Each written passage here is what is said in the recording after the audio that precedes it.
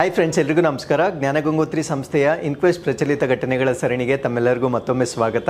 So ಇವತ್ತು ನಾವು ಸಂಚಿಕೆ ಸಂಖ್ಯೆ 635 ಡಿಸ್ಕಸ್ ಮಾಡ್ತಾ ಇದ್ದೇವೆ. ದಿನಾಂಕ 27 ಮತ್ತು 28 ಜನವರಿ 2024 ಎಲ್ಲ ಪ್ರಚಲಿತ ಘಟನೆಗಳನ್ನು ಡಿಸ್ಕಸ್ ಮಾಡ್ತಾ ಇದ್ದೇವೆ.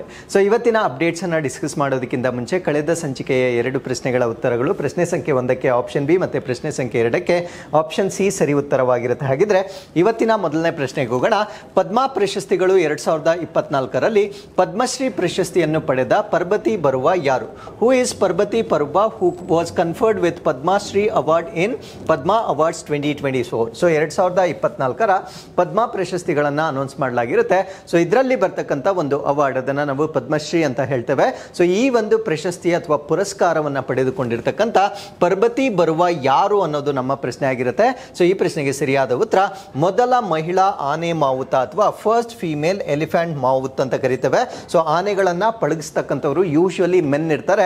ಸೊ ಆ ಒಂದು ಪಳಗಿಸ್ತಕ್ಕಂಥ ಒಂದು ವಲಯದಲ್ಲಿ ಸೊ ಮಹಿಳೆಯಾಗಿ ಗುರುತಿಸಿಕೊಂಡಿರ್ತಕ್ಕಂಥ ಈ ವ್ಯಕ್ತಿಗೆ ಅಥವಾ ಈ ಮಹಿಳೆಗೆ 2024ರ ಪದ್ಮಶ್ರೀ ಅವಾರ್ಡ್ಗಳನ್ನು ಕೊಡಲಾಗಿರುತ್ತೆ. ಸೊ ಈ ಆರ್ಟಿಕಲ್ ಅಲ್ಲಿ ನಾನು ಡಿಸ್ಕಸ್ ಮಾಡ್ತಾ ಇರ್ತಕ್ಕಂಥದ್ದು 2024ರ ಪದ್ಮ ಪ್ರಶಸ್ತಿಗಳನ್ನು ಡಿಸ್ಕಸ್ ಮಾಡ್ತಾ ಇದ್ದೇನೆ.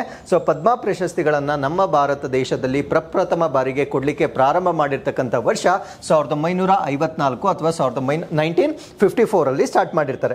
ಸೊ ಪದ್ಮ ಅವಾರ್ಡ್ಸ್ಗಳಲ್ಲಿ 3 ಪದಕಗಳನ್ನು ನಾವು ನೋಡಬಹುದಾಗಿರುತ್ತೆ. ಸೊ ಮೊದಲನೇದನ್ನ ನಾವು ಪದ್ಮ ವಿಭೂಷಣ್ ಅಂತ ಕರಿತೇವೆ, ಎರಡನೇದನ್ನ ನಾವು ಪದ್ಮಭೂಷಣ್ ಅಂತ ಕರಿತೇವೆ, ಮೂರನೇದನ್ನ ನಾವು ಪದ್ಮಶ್ರೀ ಅಂತ ಕರಿತೇವೆ. ಹಾಗಿದ್ರೆ ಈ ಪದ್ಮ ಅವಾರ್ಡ್ಸ್ ಅಲ್ಲಿ ಹೈಯೆಸ್ಟ್ ಕ್ಯಾಟಗರೈಸ್ಡ್ ಅವಾರ್ಡ್ ಪದ್ಮ ವಿಭೂಷಣ್ ಅಂತ ನಾವೇನು ಹೇಳ್ತೇವೆ. ಸೊ ಈ ಒಂದು ಪ್ರಶಸ್ತಿಯನ್ನ 5 ಜನರಿಗೆ ನೀಡಲಾಗಿರುತ್ತೆ. ಆ 5 ಜನರು ಯಾರ್ಯಾರು ಅಂದ್ರೆ ವೈಜಯಂತಿ ಮಾಲಾ ಬಾಲಿ ಅಂತ ಕರಿತೇವೆ. ಸೊ ಕಲೆಗೆ ಸಂಬಂಧ ಅಂದ್ರೆ ಆರ್ಟ್ಗೆ ಸಂಬಂಧಪಟ್ಟಂತ ಕ್ಷೇತ್ರದಲ್ಲಿ ಇವರಿಗೆ ಕೊಟ್ಟಿರ್ತಾರೆ.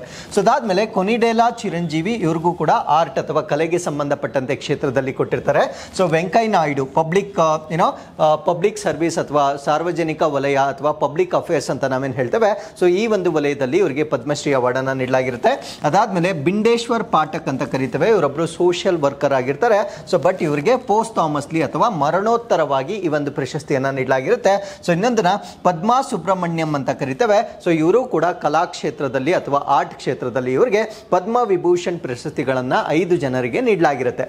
ಸೊ ಇದರಲ್ಲಿ ಬರ್ತಕ್ಕಂಥ 2ನೇ ಕ್ಯಾಟಗರಿ, ಇದನ್ನ ನಾವು ಪದ್ಮಭೂಷಣ್ ಅಂತ ಕರಿತೇವೆ. ಸೊ ಈ ಒಂದು ಪ್ರಶಸ್ತಿಯನ್ನ ಒಟ್ಟು 17 ಜನಕ್ಕೆ ಅನೌನ್ಸ್ ಮಾಡಲಾಗಿರುತ್ತೆ. ಸೊ ಅವ್ರು ಯಾರ್ಯಾರು ಅಂತ ನೋಡೋದಾದ್ರೆ, ಒಬ್ಬರನ್ನ ನಾವು ಎಂ ಫಾತಿಮಾ ಬಿವಿ ಅಂತ ಕರಿತೇವೆ. ಸೊ ಇವರು ಪಬ್ಲಿಕ್ ಅಫೇರ್ಸ್ ಅಥವಾ ಸಾರ್ವಜನಿಕ ವಲಯ ಕ್ಯಾಟಗರಿಯಲ್ಲಿ ಪಡೆದುಕೊಂಡಿರ್ತಾರೆ.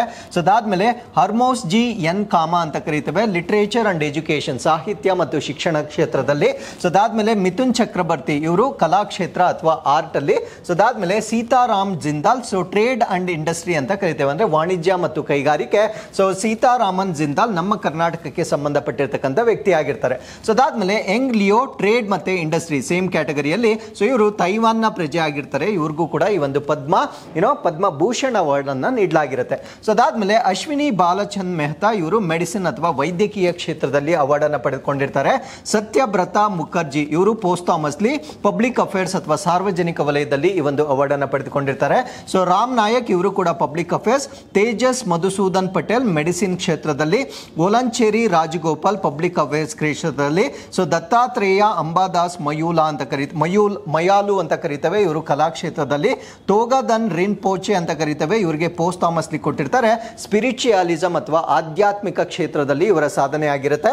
ಸೊ ಅದಾದ್ಮೇಲೆ ಪ್ಯಾರಲಾಲ್ ಶರ್ಮಾ ಅಂತ ಕರಿತೇವೆ, ಇವರು ಕೂಡ ಕಲೆ ಅಥವಾ ಆರ್ಟ್ ಕ್ಷೇತ್ರದಲ್ಲಿ ಈ ಅವಾರ್ಡ್ ಅನ್ನು ಪಡೆದುಕೊಂಡಿರ್ತಾರೆ. ಸೊ ಚಂದ್ರೇಶ್ವರ ಪ್ರಸಾದ್ ಠಾಕೂರ್ ಅಂತ ಕರಿತೇವೆ, ಇವರು ಕೂಡ ವೈದ್ಯಕೀಯ ಕ್ಷೇತ್ರದಲ್ಲಿ ಸಾಧನೆ ಮಾಡಿರ್ತಾರೆ. ಉಷಾ ಉತ್ತುಪ್ ಅಂತ ಕರಿತೇವೆ, ಕಲಾ ಕ್ಷೇತ್ರದಲ್ಲಿ. ವಿಜಯಕಾಂತ್, ಸೊ ಇವರು ಇತ್ತೀಚೆಗೆ ನಿಧನ ಹೊಂದಿರತಕ್ಕಂಥ ತಮಿಳ್ ಆಕ್ಟರ್ ಆಗಿರ್ತಾರೆ, ಇವ್ರಿಗೂ ಕೂಡ ಈ ಒಂದು ಪದ್ಮಭೂಷಣ್ ಅವಾರ್ಡ್ ಅನ್ನು ನೀಡಲಾಗಿರುತ್ತೆ.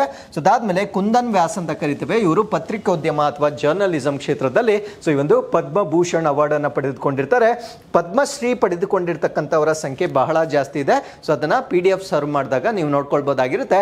ಬಟ್ ಎಕ್ಸಾಮ್ಗೆ ನಮ್ಗೆ ಇಂಪಾರ್ಟೆಂಟ್ ಆಗಿರ್ತಕ್ಕಂಥದ್ದು ಪದ್ಮ ವಿಭೂಷಣ್ ಬಗ್ಗೆ ಪ್ರಶ್ನೆಗಳನ್ನ ಕೇಳ್ತಾರೆ, ಪದ್ಮಭೂಷಣ್ ಬಗ್ಗೆ ಕೇಳ್ತಾರೆ, ಮತ್ತೆ ಪದ್ಮಶ್ರೀಯಲ್ಲಿ ಕರ್ನಾಟಕಕ್ಕೆ ಸಂಬಂಧಪಟ್ಟಿರ್ತಕ್ಕಂಥ ವ್ಯಕ್ತಿಗಳು ನಮಗೆ ಇಂಪಾರ್ಟೆಂಟ್ ಆಗ್ತಾರೆ. ಸೊ ಅವರ ಬಗ್ಗೆ ಮಾತ್ರ ನಾನು ಮುಂದಿನ ಸ್ಲೈಡ್ಸ್ಗಳಲ್ಲಿ ಎಕ್ಸ್ಪ್ಲೇನ್ ಮಾಡ್ತೇನೆ. ಹಾಗಿದ್ರೆ ಈ ವರ್ಷ ಅಂದರೆ 2024ನೇ ವರ್ಷದಲ್ಲಿ ಒಟ್ಟು 110 ಜನಕ್ಕೆ ಪದ್ಮ ಅವಾರ್ಡ್ಗಳನ್ನು ನೀಡಲಾಗಿರುತ್ತೆ. ಸೊ ಇದರಲ್ಲಿ 30 ಜನ ಮಹಿಳೆಯರು ಇರ್ತಾರೆ, ಅಂದರೆ 30 ವಿಮೆನ್ಗೆ ಈ ಒಂದು ಅವಾರ್ಡ್ಗಳನ್ನು ನೀಡಲಾಗಿರುತ್ತೆ. ಸೊ ಅದಾದ್ಮೇಲೆ 9 ಜನಕ್ಕೆ ಪೋಸ್ಟ್ ಥಾಮಸ್ಲಿ ಅಥವಾ ಮರಣೋತ್ತರವಾಗಿ 9 ಜನಕ್ಕೆ ಪದ್ಮ ಪ್ರಶಸ್ತಿಗಳನ್ನು ನೀಡಲಾಗಿರುತ್ತೆ. ಸೊ ಇಷ್ಟು ಅಪ್ಡೇಟ್ ಈ ಒಂದು ಪದ್ಮ ಅವಾರ್ಡ್ಸ್ ಬಗ್ಗೆ ನಮಗೆ ಗೊತ್ತಿರಬೇಕಾಗಿರುತ್ತೆ. So as I told you before, Padma Shri ಅವಾರ್ಡ್ಗಳನ್ನು ಬಹಳ ಜನಕ್ಕೆ ನೀಡಲಾಗಿರುತ್ತೆ. ಸೊ ಅದರಲ್ಲಿ ನಮ್ಮ ಕರ್ನಾಟಕದ ವ್ಯಕ್ತಿಗೆ ಪದ್ಮಶ್ರೀ ಅವಾರ್ಡನ್ನು ಕೊಡಲಾಗಿರುತ್ತೆ. ಸೊ ಅವರ ಹೆಸರು ಶ್ರೀ ಸೋಮಣ್ಣ ಅಂತಕ್ಕಂಥದ್ದು ಅವರ ಹೆಸರಾಗಿರುತ್ತೆ. ಸೊ ಇವರು ಯಾವ ಕ್ಷೇತ್ರದಲ್ಲಿ ತಮ್ಮ ಕೊಡುಗೆಯನ್ನು ಕೊಟ್ಟಿರ್ತಾರೆ ಅಂದರೆ ಸೋಷಿಯಲ್ ವರ್ಕ್ ಅಥವಾ ಸಮಾಜ ಒಂದು ಕ್ಷೇತ್ರದಲ್ಲಿ ಅಥವಾ ಸಾಮಾಜಿಕ ಕ್ಷೇತ್ರದಲ್ಲಿ ಅವರು ಒಂದು ಕೊಡುಗೆಯನ್ನು ಕೊಟ್ಟಿರ್ತಾರೆ. ಸೊ ಇವ್ರು ಕೊಟ್ಟಿರ್ತಕ್ಕಂಥ ಕೊಡುಗೆ ಏನು ಅಂದರೆ, ಸೊ ನಮ್ಮ ಕರ್ನಾಟಕದಲ್ಲಿರ್ತಕ್ಕಂಥ ಜೇನು ಕುರುಬ ಅಂತ ನಾವೇನು ಹೇಳ್ತೇವೆ, ಸೊ ಈ ಒಂದು ಬುಡಕಟ್ಟು ಜನಾಂಗದವರ ಅಪ್ಲಿಫ್ಟ್ಮೆಂಟ್ಗೆ ಕಾಂಟ್ರಿಬ್ಯೂಷನ್ ಅನ್ನು ಮಾಡಿರ್ತಕ್ಕಂಥ ವ್ಯಕ್ತಿ ಆಗಿರುವ ಕಾರಣದಿಂದ ಸಮಾಜ ಸೇವೆ ಆ ಒಂದು ಕ್ಯಾಟಗರಿಯಲ್ಲಿ ಇವರಿಗೆ ಪದ್ಮಶ್ರೀ ಅವಾರ್ಡ್ ಅನ್ನು ನೀಡಲಾಗಿರುತ್ತೆ. ಸೊ ಈ ಒಂದು ಅವಾರ್ಡ್ಗಳ ಜೊತೆಗೆ ನಾವು basic information of Padma awards ಅನ್ನ ಕೂಡ ಕಂಪ್ಲೀಟ್ ಆಗಿ ಡಿಸ್ಕಸ್ ಮಾಡಬೇಕಾಗಿರುತ್ತೆ. ಸೊ ಪದ್ಮ ಅವಾರ್ಡ್ಸ್ ಅನ್ನ ನಾವೇನಂತ ಕರಿತೀವಿ ಅಂದ್ರೆ one of the highest civilian honours ಅಂತ ಕರಿತೇವೆ. ಅಂದ್ರೆ ನಮ್ಮ ಭಾರತ ದೇಶದಲ್ಲಿ ನಿರ್ತಕ್ಕಂಥ ಅತ್ಯುನ್ನತ ನಾಗರಿಕ ಗೌರವ ಪ್ರಶಸ್ತಿಗಳಲ್ಲಿ ಇದು ಕೂಡ ಒಂದಾಗಿರುತ್ತೆ. ಸೊ ಭಾರತ ರತ್ನ ಮೊದಲನೇ ಸ್ಥಾನದಲ್ಲಿ ಬಂದಾಗ ಪದ್ಮ ಅವಾರ್ಡ್ಗಳು 2ನೇ ಸ್ಥಾನದಲ್ಲಿ ಬರ್ತಕ್ಕಂಥ ಒಂದು ಅತ್ಯುನ್ನತ ನಾಗರಿಕ ಗೌರವ ಪ್ರಶಸ್ತಿಗಳಾಗಿರ್ತವೆ. ಸೊ ಈ ಒಂದು ಪ್ರಶಸ್ತಿಗಳನ್ನ ಸಾಮಾನ್ಯವಾಗಿ ರಿಪಬ್ಲಿಕ್ ಡೇ ಅಥವಾ ಗಣರಾಜ್ಯೋತ್ಸವ ದಿನ ಏನಿರುತ್ತೆ, ಸೊ ಅದರ ಒಂದು ದಿನ ಹಿಂದೆ ಅನೌನ್ಸ್ ಮಾಡ್ತಕ್ಕಂಥದ್ದು ನಮ್ಮ ಭಾರತ ದೇಶದಲ್ಲಿರ್ತಕ್ಕಂಥ ಒಂದು ಪದ್ಧತಿ ಆಗಿರುತ್ತೆ. ಸೊ ಅದಾದ್ಮೇಲೆ ಈ ಒಂದು ಪದ್ಮ ಅವಾರ್ಡ್ಗಳನ್ನ 3 ಕ್ಯಾಟಗರೀಸ್ಗಳಲ್ಲಿ ಅಥವಾ 3 ವಲಯಗಳಲ್ಲಿ ನೀಡಲಾಗುತ್ತೆ. ಸೊ ಮೊದಲನೇದನ್ನ ನಾವು ಪದ್ಮ ವಿಭೂಷಣ್ ಅಂತ ಕರೀತೇವೆ. ಸೊ ಇದನ್ನ ಯಾರಿಗೆ ಕೊಡ್ತಾರೆ ಅಂದ್ರೆ for exceptional and distinguished services ಅಂತ ಕರೀತೇವೆ. ಅಂದ್ರೆ ಅಸಾಧಾರಣ ಮತ್ತು ವಿಶಿಷ್ಟ ಸೇವೆಗಾಗಿ ಕೊಡ್ತಕ್ಕಂಥ ಒಂದು ಅವಾರ್ಡ್ ಆಗಿರುತ್ತೆ. ಈ ಟರ್ಮ್ಸ್ ಅನ್ನ ಎಕ್ಸಾಕ್ಟ್ಲಿ ಇದೇ ತರ ನೆನ್ಪಿಟ್ಕೊಳ್ಳಿ. ಎಕ್ಸೆಪ್ಷನಲ್ ಅಂಡ್ ಡಿಸ್ಟಿಂಗ್ವಿಶ್ಡ್ ಸರ್ವಿಸ್ ಮಾಡಿದ್ದವರಿಗೆ ಕೊಡ್ತಕ್ಕಂಥ ಅವಾರ್ಡ್ ಅನ್ನ ನಾವು ಪದ್ಮ ವಿಭೂಷಣ್ ಅಂತ ಕರಿತೇವೆ. ಸೊ ಎರಡನೇದನ್ನ ನಾವು ಪದ್ಮಭೂಷಣ್ ಅಂತ ಕರಿತೇವೆ. ಸೊ ಇಲ್ಲಿ distinguished service of the higher order ಅಂತ ಕರಿತೇವೆ. ಅಂದ್ರೆ ಉನ್ನತ ಶ್ರೇಣಿಯ ವಿಶಿಷ್ಟ ಸೇವೆ ಮಾತ್ರ ಇದೆ ನೋಡಿ. ಸೊ ಇದಕ್ಕೂ ವ್ಯತ್ಯಾಸ ಏನು ಅಂದ್ರೆ, ಸೊ ಇಲ್ಲಿ ವಿಶಿಷ್ಟ ಸೇವೆ ಮತ್ತೆ ಅಸಾಧಾರಣ ಎರಡೂ ಕೂಡ ಇದೆ. ಪದ್ಮಭೂಷಣದಲ್ಲಿ ವಿಶಿಷ್ಟ ಸೇವೆಯನ್ನ ಮಾತ್ರ ನಾವು ನೋಡಬಹುದಾಗಿರುತ್ತೆ. ಸೊ ಈ ಕೀ ಟರ್ಮ್ಸ್ ಅನ್ನ ನೀವು ಅರ್ಥ ಮಾಡ್ಕೊಳ್ಬೇಕಾಗಿರುತ್ತೆ. ಸೊ ಮೂರನೇದನ್ನ ನಾವು ಪದ್ಮಶ್ರೀ ಅಂತ ಕರಿತೇವೆ. ಸೊ ಇದು ಬರೀ ಡಿಸ್ಟಿಂಗ್ವಿಶ್ಡ್ ಸರ್ವಿಸಸ್ ಅಥವಾ ವಿಶಿಷ್ಟ ಸೇವೆ ಅಂತ ಕರಿತೇವೆ. ಸೊ ಇದಕ್ಕೂ ಇರ್ತಕ್ಕಂಥ ವ್ಯತ್ಯಾಸ ಏನು ಅಂದ್ರೆ, ಇಲ್ಲಿ ಉನ್ನತ ಶ್ರೇಣಿಯ ವಿಶಿಷ್ಟ ಸೇವೆ ಅಂತ ಕರಿತೇವೆ, ಇಲ್ಲಿ ಬರೀ ವಿಶಿಷ್ಟ ಸೇವೆ ಅಂತ ಕರಿತೇವೆ. ಸೊ ಈ ಒಂದು ಕಾನ್ಸೆಪ್ಟ್ ನ ಆಧಾರದ ಮೇಲೆ ಪದ್ಮ ಅವಾರ್ಡ್ಗಳನ್ನ 3 ಕ್ಯಾಟಗರೀಸ್ ಅಲ್ಲಿ ನೀಡ್ತಕ್ಕಂಥದ್ದು ಪದ್ಧತಿ ಆಗಿರುತ್ತೆ. ಸೊ ಅದಾದ್ಮೇಲೆ ಈ ಒಂದು ಪದ್ಮ ಅವಾರ್ಡ್ಗಳನ್ನು ಯಾವ ಕ್ಷೇತ್ರದವರಿಗೆ ಕೊಡಬೇಕನ್ನೋದನ್ನು ನಾವು ನೋಡೋದಾದ್ರೆ, so there is nothing specific. ಅಂದರೆ ಯಾವ ಕ್ಷೇತ್ರದಲ್ಲಿ ಸಾಧನೆ ಅಥವಾ ಕೊಡುಗೆಯನ್ನು ನೀಡಿರ್ತಕ್ಕಂಥವ್ರಿಗೆ ಈ ಅವಾರ್ಡ್ಗಳನ್ನು ಕೊಡ್ತಾರೆ. ಬಟ್ ಇದರಲ್ಲಿ ಒಂದು ಕಾಮನ್ ಎಲಿಮೆಂಟ್ ಇರಲೇಬೇಕು. ಆ ಕಾಮನ್ ಎಲಿಮೆಂಟ್ ಅಂತ ನಾವೇನು ಹೇಳ್ತೇವೆ ಅಂದರೆ ಪಬ್ಲಿಕ್ ಸರ್ವಿಸ್ ಅಥವಾ ಸಾರ್ವಜನಿಕ ಸೇವೆಗೆ ಕೆಲವೊಂದು ಕಾಂಟ್ರಿಬ್ಯೂಷನ್ ಅನ್ನು ಮಾಡಿರ್ತಕ್ಕಂಥವ್ರಿಗೆ ಯಾವ ಕ್ಷೇತ್ರ ಆಗಿದ್ರೂ ಪರವಾಗಿಲ್ಲ ಅವಾರ್ಡ್ಗಳನ್ನು ಕೊಡ್ತಕ್ಕಂಥದ್ದು ಪದ್ಧತಿ ಆಗಿರುತ್ತೆ. ಸೊ ಅದಾದ್ಮೇಲೆ ಈ ಒಂದು ಪ್ರಶಸ್ತಿಗಳನ್ನು ಯಾರು ರೆಕಮೆಂಡ್ ಮಾಡ್ತಾರೆ ಅಂದ್ರೆ, so recommendations are made by Padma awards committee. ಅಂದ್ರೆ ಪ್ರತಿ ವರ್ಷ ಒಂದು ಸಮಿತಿಯನ್ನ ಸ್ಥಾಪನೆ ಮಾಡ್ತಾರೆ, ಅದನ್ನ ಪದ್ಮ ಪ್ರಶಸ್ತಿ ಸಮಿತಿ ಅಂತ ಕರೀತೇವೆ. ಸೊ ಈ ಒಂದು ಸಮಿತಿಯನ್ನ ಸ್ಥಾಪನೆ ಮಾಡ್ತಕ್ಕಂಥ ಒಂದು ಅಥಾರಿಟಿ ಅಥವಾ ಒಂದು ರೆಸ್ಪಾನ್ಸಿಬಿಲಿಟಿ ಯಾರಿಗಿರುತ್ತೆ ಅಂದ್ರೆ ಪ್ರೈಮ್ ಮಿನಿಸ್ಟರ್. ಅಂದ್ರೆ ಪ್ರತಿ ವರ್ಷ ಪ್ರಧಾನಮಂತ್ರಿಗಳು ಸೊ ಒಂದು ಸಮಿತಿಯನ್ನ ಸ್ಥಾಪನೆ ಮಾಡ್ತಾರೆ. ಆ ಸಮಿತಿ ಕೊಡ್ತಕ್ಕಂಥ ಶಿಫಾರಸುಗಳ ಆಧಾರದ ಮೇಲೆ ಪದ್ಮ ಅವಾರ್ಡ್ಸ್ ಗಳನ್ನ ನಮ್ಮ ಭಾರತ ದೇಶದಲ್ಲಿ ನೀಡಲಾಗುತ್ತೆ. ಸೊ ಅದಾದ್ಮೇಲೆ nomination process is open to the public. ಅಂದ್ರೆ ಆ ಒಂದು ನಾಮನಿರ್ದೇಶನ ಪ್ರಕ್ರಿಯೆ ಏನಿರುತ್ತೆ, ಸೊ ಅದರಲ್ಲಿ ಸಾರ್ವಜನಿಕರು ಕೂಡ ತಮ್ಮ ಒಂದು ಮತಗಳನ್ನ ಹಾಕಬಹುದಾಗಿರುತ್ತೆ. ಸೊ ಇಲ್ಲಿ ಇನ್ನೊಂದು ವಿಶೇಷತೆ ಏನು ಅಂದ್ರೆ ಸೆಲ್ಫ್ ನಾಮಿನೇಷನ್, ಅಂದ್ರೆ ನಮ್ಮನ್ನ ನಾವೇ ನಾಮನಿರ್ದೇಶನ ಮಾಡ್ಕೊಳ್ತಕ್ಕಂಥ ಒಂದು ಪದ್ಧತಿಯನ್ನು ಕೂಡ ನಾವು ಈ ಒಂದು ಅವಾರ್ಡ್ಗಳಲ್ಲಿ ನೋಡಬಹುದಾಗಿರುತ್ತೆ. So total number of awards ಅಂದ್ರೆ ಒಂದು ವರ್ಷದಲ್ಲಿ ಈ ಪದ್ಮ ಅವಾರ್ಡ್ಗಳನ್ನ ಎಷ್ಟು ಮಾತ್ರ ಕೊಡ್ಲಿಕ್ಕೆ ಅಂದ್ರೆ ಹೈಯರ್ ಲಿಮಿಟ್ ಅಂತ ನಾವೇನು ಹೇಳ್ತೇವೆ, ಗರಿಷ್ಠ ಸಂಖ್ಯೆ ಎಷ್ಟನ್ನ ದಾಟಬಾರ್ದು ಅಂದ್ರೆ 120 ದಾಟಬಾರ್ದಾಗಿರುತ್ತೆ. ಅಂದ್ರೆ 120ಗಿಂತ ಜಾಸ್ತಿ ಕೊಡಂಗಿಲ್ಲ, ಅದಕ್ಕಿಂತ ಕಡಿಮೆ ಎಷ್ಟು ಬೇಕಾದರೂ ಕೊಡಬಹುದಾಗಿರುತ್ತೆ. There is no minimum limit. So maximum limit ಅಂತೂ 120ಕ್ಕಿಂತ ಜಾಸ್ತಿ ದಾಟಬಾರ್ದು.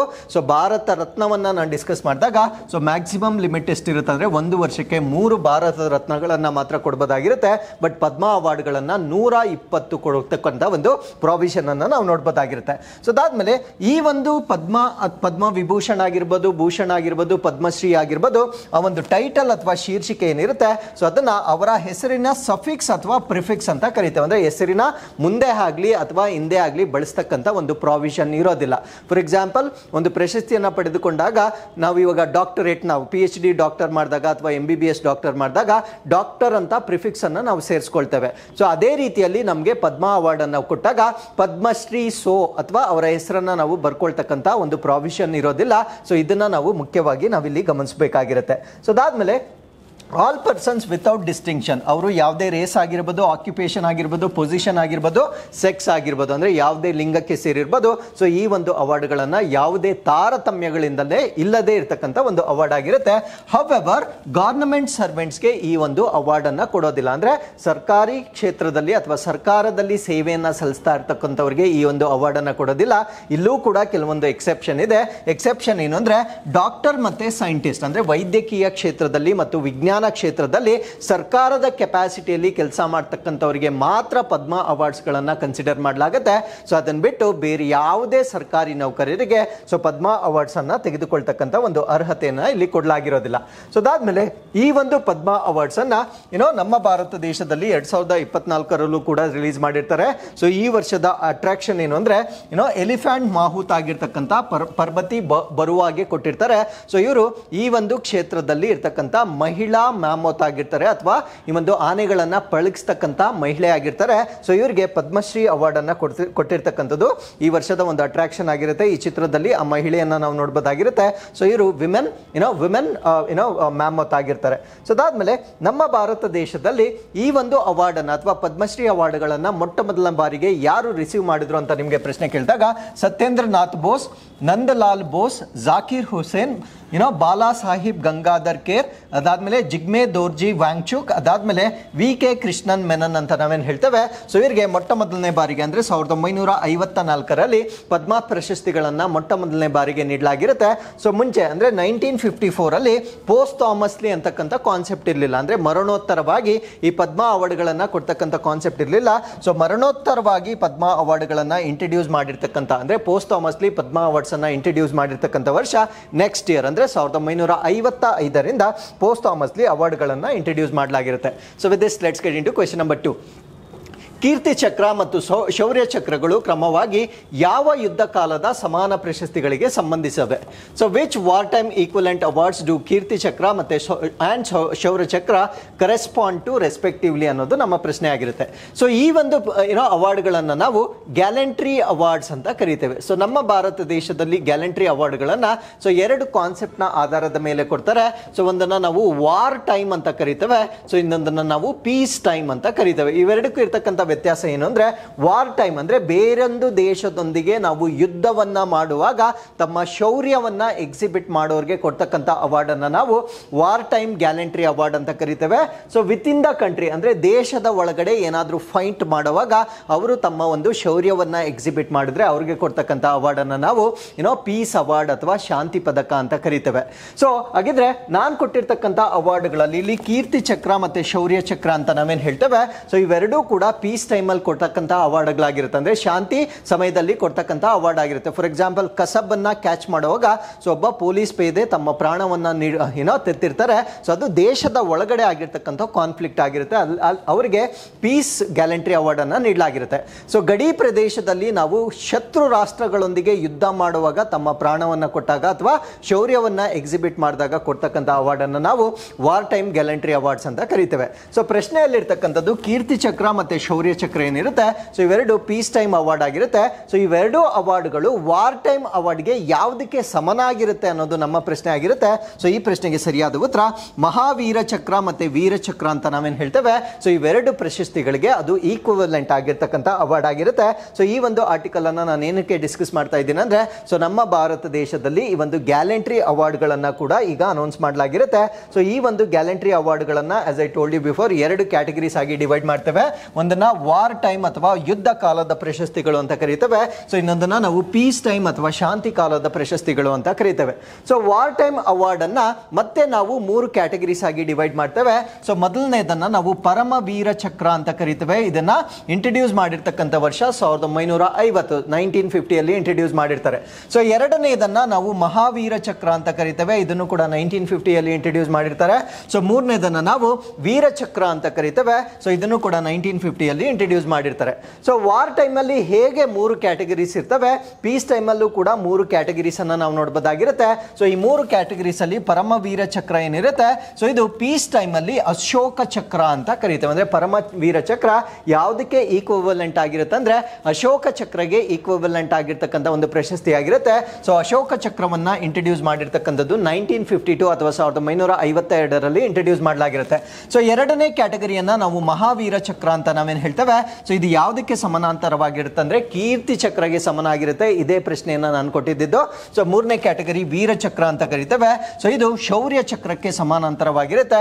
ಈ 3 ಪ್ರಶಸ್ತಿಗಳನ್ನ ಇಂಟ್ರೊಡ್ಯೂಸ್ ಮಾಡಿರ್ತಕ್ಕಂಥ ವರ್ಷ 1952 ಅಥವಾ 1952 ಇಂಟ್ರೊಡ್ಯೂಸ್ ಮಾಡಿರ್ತಕ್ಕಂಥ ಅವಾರ್ಡ್ಸ್ ಆಗಿರುತ್ತೆ. ಸೊ ಈಗ ನಮಗೆ ಗೊತ್ತು ನಮ್ಮ ದೇಶ ಯಾವುದೇ ರಾಷ್ಟ್ರದೊಂದಿಗೆ ಈಗ ಯುದ್ಧವನ್ನ ಮಾಡ್ತಾ ಇಲ್ಲ. ಸೊ ಅದರಿಂದ ವಾರ್ ಟೈಮ್ ಗ್ಯಾಲಂಟ್ರಿ ಅವಾರ್ಡ್ಸ್ ಗಳನ್ನ ಈ ವರ್ಷ ಅನೌನ್ಸ್ ಮಾಡಿರೋದಿಲ್ಲ. ಸೊ ಆದ್ರೆ ಪೀಸ್ ಟೈಮ್ ಅವಾರ್ಡ್ ಗಳನ್ನ ಅನೌನ್ಸ್ ಮಾಡಿರ್ತಾರೆ. ಸೊ ಇದು ಸಾಕಷ್ಟು ಜನರಿಗೆ ನೀಡಿರುವ ಕಾರಣದಿಂದ ಎಲ್ಲರ ನೇಮ್ಸ್ ಅನ್ನ ನಾನು ಇಲ್ಲಿ ಡಿಸ್ಕಸ್ ಮಾಡೋದಿಲ್ಲ, ಬಿಕಾಸ್ ಅದು ತುಂಬಾ ಸ್ಟ್ಯಾಟಿಕ್ ಇನ್ಫಾರ್ಮೇಶನ್ ಆಗಿರೋದ್ರಿಂದ. ಸೊ PDF ಅಲ್ಲಿ ನಾವು ಸರ್ವ್ ಮಾಡ್ತೇವೆ, ಅಲ್ಲಿ ನೀವು ನೋಡ್ಕೊಳ್ಬೋದಾಗಿರುತ್ತೆ. ನಾನಿಲ್ಲಿ ಬೇಸಿಕ್ ಅವಾರ್ಡ್ ಬಗ್ಗೆ ಮಾತ್ರ ನಾನು ಹೆಚ್ಚಿನ ಮಾಹಿತಿಯನ್ನ ನಿಮ್ಮ ಜೊತೆ ಡಿಸ್ಕಸ್ ಮಾಡ್ತೇನೆ. So president Draupadi Murmu approved 391 gallantry award. So ಈ ವರ್ಷ ಕೊಡಬಹುದಾಗಿರ್ತಕ್ಕಂಥ 391 ಗ್ಯಾಲಂಟ್ರಿ ಪ್ರಶಸ್ತಿಗಳನ್ನ ಈ ವರ್ಷ ರಾಷ್ಟ್ರಪತಿಗಳು ಅಂಗೀಕಾರ ಅಥವಾ ಅನುಮೋದನೆಯನ್ನ ಸೂಚಿಸಿರ್ತಾರೆ. ಸೊ ಇದರಲ್ಲಿ 6 ಕೀರ್ತಿ ಚಕ್ರ ಅವಾರ್ಡ್ಗಳನ್ನ ಕೊಡ್ತಾ ಇದ್ದಾರೆ. ಸೊ ನಾನು ಮುಂಚೆನೆ ಹೇಳಿದಾಗೆ ಈ ಪೀಸ್ ಟೈಮ್ ಅಲ್ಲಿ ಬರ್ತಕ್ಕಂಥ ಅವಾರ್ಡ್ಗಳಲ್ಲಿ ಅಶೋಕ ಚಕ್ರ ಕೊಟ್ಟಿಲ್ಲ ಈ ಸತಿ. ಸೊ ಈ ಸತಿ ಅಶೋಕ ಚಕ್ರ ಕೊಟ್ಟಿರೋದಿಲ್ಲ, ಕೀರ್ತಿ ಚಕ್ರ ಕೊಟ್ಟಿದ್ದಾರೆ ಮತ್ತು ಶೌರ್ಯ ಚಕ್ರ ಕೊಟ್ಟಿದ್ದಾರೆ. ಸೊ ಕೀರ್ತಿ ಚಕ್ರ ಎಷ್ಟು ಕೊಟ್ಟಿದ್ದಾರೆ ಅಂದ್ರೆ, ಸೊ ನಾವು ನೋಡಬಹುದು 6 ಕೀರ್ತಿ ಚಕ್ರ ಅವಾರ್ಡ್ಗಳನ್ನ ಕೊಟ್ಟಿದ್ದಾರೆ. ಸೊ ಅದಾದ್ಮೇಲೆ 16 ಶೌರ್ಯ ಚಕ್ರ ಪ್ರಶಸ್ತಿಗಳನ್ನ ಕೊಟ್ಟಿರ್ತಾರೆ. ಸೊ ಇವುಗಳನ್ನ ನಾವು second and third highest awards for uncommon courage during piece time ಅಂತ ಕರೀತೇವೆ. ಅಂದ್ರೆ ಶಾಂತಿ ಕಾಲದಲ್ಲಿ ಅಥವಾ ಶಾಂತಿಯ ಸಮಯದಲ್ಲಿ ಅಸಾಮಾನ್ಯ ಧೈರ್ಯಕ್ಕಾಗಿ ದೇಶದ 2ನೇ ಮತ್ತು 3ನೇ ಅತ್ಯುನ್ನತ ಪ್ರಶಸ್ತಿಗಳಾಗಿ ನಾವು ಇವೆರಡನ್ನ ಟ್ರೀಟ್ ಮಾಡಬಹುದಾಗಿರುತ್ತೆ. ಸೊ 3 ಆಫ್ ದಿ ಕೀರ್ತಿ ಚಕ್ರ ಅಂಡ್ 2 ಆಫ್ ದಿ ಶೌರ್ಯ ಚಕ್ರ, ಸೊ ಇದನ್ನ ಪೋಸ್ಟ್ಮಾಸ್ಲಿ ಅಥವಾ ಮರಣೋತ್ತರವಾಗಿ ನೀಡಲಾಗ್ತಾ ಇದೆ. ಅಂದ್ರೆ ಕೀರ್ತಿ ಚಕ್ರಗಳಲ್ಲಿ ಕೊಟ್ಟಿರ್ತಕ್ಕಂಥ 3 ಮತ್ತು ಶೌರ್ಯ ಚಕ್ರದಲ್ಲಿ ಕೊಡ್ತಕ್ಕಂಥ 2 ಪ್ರಶಸ್ತಿಗಳು, ಅಂದ್ರೆ ಒಟ್ಟು 5 ಪ್ರಶಸ್ತಿಗಳನ್ನ ಮರಣೋತ್ತರವಾಗಿ ನೀಡ್ತಕ್ಕಂಥ ಪ್ರಶಸ್ತಿಗಳು ಅಥವಾ ಮರಣೋತ್ತರವಾಗಿ ಈ ವರ್ಷ ಪ್ರಶಸ್ತಿಗಳನ್ನ ನೀಡ್ತಾ ಇದ್ದಾರೆ. So these awards are equivalent to war time Mahavir Chakra ಮತ್ತೆ ವೀರ ಚಕ್ರ ರೆಸ್ಪೆಕ್ಟಿವ್ಲಿ. ಸೊ ಇದನ್ನೇ ನಾನು ಪ್ರಶ್ನೆ ಕೇಳಿದ್ದು. ಸೊ ಈ ಕೀರ್ತಿ ಚಕ್ರ ಮತ್ತೆ ಶೌರ್ಯ ಚಕ್ರ ಅಂತ ನಾವೇನು ಹೇಳ್ತೇವೆ, ಸೊ ಇವೆರಡು ಯುದ್ಧ ಕಾಲದ ಸಮಯದಲ್ಲಿ ಮಹಾವೀರ ಚಕ್ರ ಮತ್ತು ವೀರ ಚಕ್ರಕ್ಕೆ ಸಮನಾಗಿರ್ತಕ್ಕಂಥ ಪ್ರಶಸ್ತಿಗಳು ಅಂತ ನಾವು ಹೇಳ್ಬೋದಾಗಿರುತ್ತೆ. So with this let's get in to question number 3. So ಇವತ್ತಿನ 3ನೇ ಪ್ರಶ್ನೆ, ನಾಸಾದ ಚಿಕಣಿ ರೋಬೋಟ್ ಹೆಲಿಕಾಪ್ಟರ್ನ ಹೆಸರೇನು? ಅದು ಇತ್ತೀಚೆಗೆ ತನ್ನ ಅದ್ಭುತ ಮಂಗಳ ಕಾರ್ಯಾಚರಣೆಯನ್ನು ಮುಕ್ತಾಯಗೊಳಿಸಿದೆ. So what is the name of NASA's miniature robot helicopter that recently concluded its ground breaking Mars mission? ಅಂದ್ರೆ ಮಂಗಳ ಗ್ರಹಕ್ಕೆ ಒಂದು ರೋವರ್ ಅನ್ನ ಕಳಿಸಿರ್ತಾರೆ, ಅದನ್ನ ನಾವು ಪರ್ಸಿವಿಯರೆನ್ಸ್ ರೋವರ್ ಅಂತ ಕರಿತೇವೆ. ಸೊ ಅದರೊಳಗಡೆ ಒಂದು ಚಿಕ್ಕದಾಗಿರ್ತಕ್ಕಂಥ ಅಂದ್ರೆ 2 kg ಚಿಕ್ಕದಾಗಿರ್ತಕ್ಕಂಥ ಒಂದು ಹೆಲಿಕಾಪ್ಟರ್ ಅನ್ನ ಕೂಡ ಕಳಿಸಿದ್ರು. ಸೊ ಅದು ಈಗ ತನ್ನ ಕಾರ್ಯಾಚರಣೆಯನ್ನ ಕಂಪ್ಲೀಟ್ ಮಾಡಿರುತ್ತೆ. ಸೊ ಅದರ ಅರ್ಥ ಏನು ಅಂದ್ರೆ ಅದು ಡಿಕಮಿಷನ್ ಆಗಿದೆ ಅಥವಾ ನಿಷ್ಕ್ರಿಯಗೊಂಡಿದೆ ಅನ್ನೋದು ಅದರ ಅರ್ಥವಾಗಿರುತ್ತೆ. ಹಾಗಿದ್ರೆ ಆ ಒಂದು ಹೆಲಿಕಾಪ್ಟರ್ನ ಹೆಸರೇನು ಅನ್ನೋದು ನಮ್ಮ ಪ್ರಶ್ನೆ ಆಗಿರುತ್ತೆ. ಸೊ ಈ ಪ್ರಶ್ನೆಗೆ ಸರಿಯಾದ ಉತ್ತರ, ಆ ಹೆಲಿಕಾಪ್ಟರ್ನ ನಾವು ಇಂಜಿನಿಟಿ ಹೆಲಿಕಾಪ್ಟರ್ ಅಂತ ಕರಿತೇವೆ. ಸೊ ಇದು ಈಗ ತನ್ನ ಒಂದು ಪ್ರೋಸೆಸ್ ಅನ್ನ ಅಥವಾ ತನ್ನ ಒಂದು ಫ್ಲೈಯಿಂಗ್ ಅನ್ನ ಕಂಪ್ಲೀಟ್ ಮಾಡಿರುತ್ತೆ. ಸೊ ಈ ಒಂದು ಇಂಜಿನಿಟಿ ಹೆಲಿಕಾಪ್ಟರ್ ಯಾವ ಗ್ರಹಕ್ಕೆ ಕಳಿಸಿದ್ರು ಅಂದ್ರೆ ಮಾರ್ಸ್ ಅಥವಾ ಮಂಗಳ ಗ್ರಹಕ್ಕೆ ಕಳಿಸಿರ್ತಕ್ಕಂಥ ಒಂದು ಹೆಲಿಕಾಪ್ಟರ್ ಆಗಿರುತ್ತೆ. ಸೊ ಇದರ ಬೇಸಿಕ್ ಇನ್ಫಾರ್ಮೇಶನ್ ಅನ್ನ ನಾವು ತಿಳ್ಕೊಳ್ಳೋದಾದ್ರೆ, ಸೊ ಇದು 72 ಬಾರಿ ಫ್ಲೈ ಆಗಿರುತ್ತೆ, ಅಂದ್ರೆ 72 ಟೈಮ್ಸ್ ಅದು ಫ್ಲೈ ಆಗಿರುತ್ತೆ. ಸೊ ಅದಾದ್ಮೇಲೆ ಪ್ಲಾನ್ ಮಾಡಿದ್ದು ಕೇವಲ 5, ಅಂದ್ರೆ 5 ಸಾರಿ ಮಾತ್ರ ನಾವು ಫ್ಲೈ ಮಾಡ್ತಕ್ಕಂಥ ಒಂದು ಪ್ರಯತ್ನ ಮಾಡಬೇಕು ಅನ್ನೋದನ್ನ ಪ್ಲಾನ್ ಮಾಡಿರ್ತಾರೆ. ಬಟ್ ಅದಕ್ಕಿಂತ ಬಹಳ ಜಾಸ್ತಿ 72 ಸಾರಿ ಅದು ಸಕ್ಸಸ್ಫುಲ್ ಆಗಿ ಫ್ಲೈ ಆಗಿರೋದನ್ನ ನಾವು ನೋಡ್ಬೋದಾಗಿರುತ್ತೆ. ಸೊ ಅದಾದ್ಮೇಲೆ ಎಷ್ಟು ಎತ್ತರಕ್ಕೆ ಇದು ಫ್ಲೈ ಆಗಿರುತ್ತೆ ಅಂದ್ರೆ 79 ಫೀಟ್ ಅಂದ್ರೆ 79 ಅಡಿಗಳಷ್ಟು ಎತ್ತರಕ್ಕೆ ಫ್ಲೈ ಆಗಿರೋದನ್ನ ನಾವಿಲ್ಲಿ ನೋಡ್ಬೋದಾಗಿರುತ್ತೆ. ಸೊ ಅದಾದ್ಮೇಲೆ ಈ ಒಂದು ಸಾಧನೆಯ ಪ್ರಮುಖವಾಗಿರ್ತಕ್ಕಂಥ ಮಹತ್ವ ಅಥವಾ ಸಿಗ್ನಿಫಿಕೆನ್ಸ್ ಏನು ಅಂದ್ರೆ first helicopter on another planet ಅಂದ್ರೆ ಬೇರೊಂದು ಗ್ರಹದಲ್ಲಿ ಹೆಲಿಕಾಪ್ಟರ್ ಅನ್ನ ಫ್ಲೈ ಮಾಡಿರ್ತಕ್ಕಂಥದ್ದು ಇದೇ ಮೊಟ್ಟ ಮೊದಲ ಉದಾಹರಣೆ ಆಗಿರುತ್ತೆ. ಸೊ ಅದರಿಂದ ಈ ಒಂದು ಕಾನ್ಸೆಪ್ಟ್ ಅನ್ನೋದು ಪರೀಕ್ಷೆಗೆ ಬಹಳ ಇಂಪಾರ್ಟೆಂಟ್ ಆಗಿರುತ್ತೆ. ಸೊ ಅದಾದ್ಮೇಲೆ ಟೋಟಲ್ ಅಂದ್ರೆ ಅದು ಒಟ್ಟು 72 ಹಾರಾಟಗಳನ್ನು ನಡೆಸಿದೆ. ಸೊ ಇದರ ಟೋಟಲ್ ಟೈಮ್ ಅನ್ನ ನಾವು ಕ್ಯಾಲ್ಕುಲೇಟ್ ಮಾಡಿದಾಗ 128 ಪ್ಲಸ್ ನಿಮಿಷಗಳಷ್ಟು ಸಮಯದಷ್ಟು ಇದು ಹಾರಾಟ ಮಾಡಿರೋದನ್ನ ನಾವು ನೋಡಬಹುದಾಗಿರುತ್ತೆ. ಸೊ ಇದರ ಲೈಫ್ ಸ್ಪ್ಯಾನ್ ಅಥವಾ ಜೀವಿತಾವಧಿ 2+ ಇಯರ್ಸ್ ಅಷ್ಟು ಅದು ಈಗ ಪೂರ್ಣಗೊಳಿಸಿರುತ್ತೆ. ಸೊ ಇದು 11 ಮೈಲ್ಗಳಷ್ಟು ಫ್ಲೈ ಆಗಿರೋದನ್ನ ನಾವು ನೋಡಬಹುದಾಗಿರುತ್ತೆ. ಸೊ ಇದರ ಗಾತ್ರವನ್ನ ನಾವು ಮನುಷ್ಯನ ಗಾತ್ರಕ್ಕೆ ಕಂಪೇರ್ ಮಾಡಿದಾಗ ಸೊ ಮನುಷ್ಯನನ್ನ ನೀವು ನೋಡಬಹುದಾಗಿರುತ್ತೆ. ಸೊ ಅಪ್ರಾಕ್ಸಿಮೇಟ್ಲಿ ನಮ್ಮ ತಲೆಯ ಗಾತ್ರ ಎಷ್ಟಿರುತ್ತೆ ಸೊ ಅಷ್ಟು ಗಾತ್ರದ ಹೆಲಿಕಾಪ್ಟರ್ ಅನ್ನ ಈಗ ಸಕ್ಸಸ್ಫುಲ್ ಆಗಿ ಬೇರೊಂದು ಗ್ರಹದಲ್ಲಿ ಫ್ಲೈ ಮಾಡ್ತಕ್ಕಂಥ ಸಾಧನೆಯನ್ನ ನಾಸಾದವರು ಈಗ ಕಂಪ್ಲೀಟ್ ಮಾಡಿರ್ತಾರೆ. ಸೊ ಈ ಒಂದು ಮಿಷನ್ ಈಗ ಕಂಪ್ಲೀಟ್ ಆಗಿ ಎಂಡ್ ಆಗಿರುತ್ತೆ ಅಥವಾ ಕೊನೆಗೊಂಡಿರೋದನ್ನ ನಾವಿಲ್ಲಿ ನೋಡಬಹುದಾಗಿರುತ್ತೆ. ಸೊ ಈ ಒಂದು ಹೆಲಿಕಾಪ್ಟರ್ ಅನ್ನ ನಾವು ಮಿನಿಯೇಚರ್ ರಾಬರ್ಟ್ ಹೆಲಿಕಾಪ್ಟರ್ ಅಂತ ಕರಿತೇವೆ. ಅಂದ್ರೆ ಮಿನಿಯೇಚರ್ ಅಂತ ಯಾಕೆ ಕರಿತೇವೆ ಅಂದ್ರೆ ಗಾತ್ರದಲ್ಲಿ ತುಂಬಾ ಚಿಕ್ಕದಾಗಿರೋದ್ರಿಂದ ಇದನ್ನ ಚಿಕಣಿ ರಾಬರ್ಟ್ ಹೆಲಿಕಾಪ್ಟರ್ ಅಂತ ಕರಿತೇವೆ. ಸೊ ಅದಕ್ಕೆ ಏನಂತ ನಾಮಕರಣ ಮಾಡಿದ್ರು ಅಂದ್ರೆ ಇಂಜಿನಿಟಿ ಅಂತ ನಾಮಕರಣ ಮಾಡಿದ್ರು. It is the first powered aircraft to fly on another planet as I told you before. So ಬೇರೊಂದು ಗ್ರಹದಲ್ಲಿ ಹಾರಾಟ ಮಾಡಿರ್ತಕ್ಕಂಥ ಮೊಟ್ಟ ಮೊದಲ ಹೆಲಿಕಾಪ್ಟರ್ ಆಗಿ ನಾವು ಇದನ್ನ ನೋಡಬಹುದಾಗಿರುತ್ತೆ. ಸೊ ಇದನ್ನ ಆರಂಭಿಕ ಸಮಯದಲ್ಲಿ ಕೇವಲ 30 ದಿನಗಳಿಗೆ ಮಾತ್ರ ಅದನ್ನ ಪ್ಲಾನ್ ಮಾಡಲಾಗಿತ್ತು. ಬಟ್ ಆ ಒಂದು ಸಕ್ಸಸ್ಫುಲ್ ಆಗಿರೋದ್ರಿಂದ ಅಂದ್ರೆ ಆ ಒಂದು ಹೆಲಿಕಾಪ್ಟರ್ ಲೈಫ್ ಇದೆ ಅಂತಕ್ಕಂಥದ್ದು ಪ್ರೂವ್ ಆಗಿರುವ ಕಾರಣದಿಂದ ನಿಯರ್ಲಿ 3 ವರ್ಷಗಳ ಕಾಲ ಈ ಒಂದು ಮಿಷನ್ ಅನ್ನ ಮಾಡ್ತಕ್ಕಂಥ ಅಥವಾ ಅದನ್ನ ಮುಂದುವರಿಸತಕ್ಕಂಥ ನಿರ್ಧಾರಗಳನ್ನ ತೆಗೆದುಕೊಂಡಿರ್ತಾರೆ.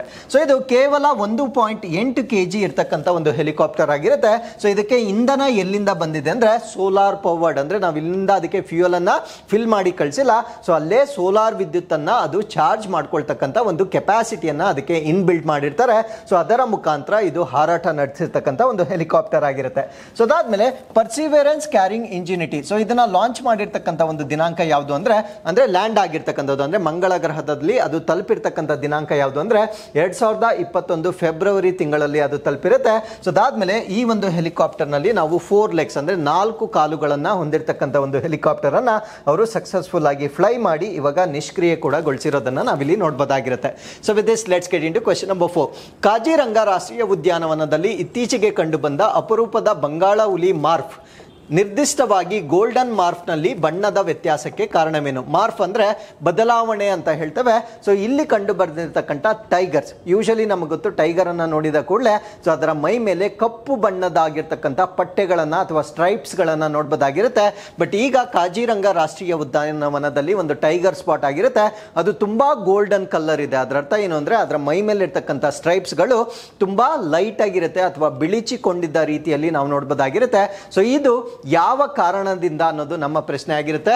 So what is the cause of the colour variation in the rare Bengal tiger morph, specifically the golden morph recently spotted in Kaziranga national park? So ಈ ಪ್ರಶ್ನೆಗೆ ಸರಿಯಾದ ಉತ್ತರ ಸೊ ಈ ಒಂದು ಟೈಗರ್ ನಲ್ಲಿ ಒಂದು ಜೀನ್ ಇರುತ್ತೆ. ಜೀನ್ ಅಂದ್ರೆ ಅದನ್ನ ನಾವು ಅನುವಂಶೀಯ ವಸ್ತು ಅಂತ ನಾವೇನ್ ಹೇಳ್ತೇವೆ.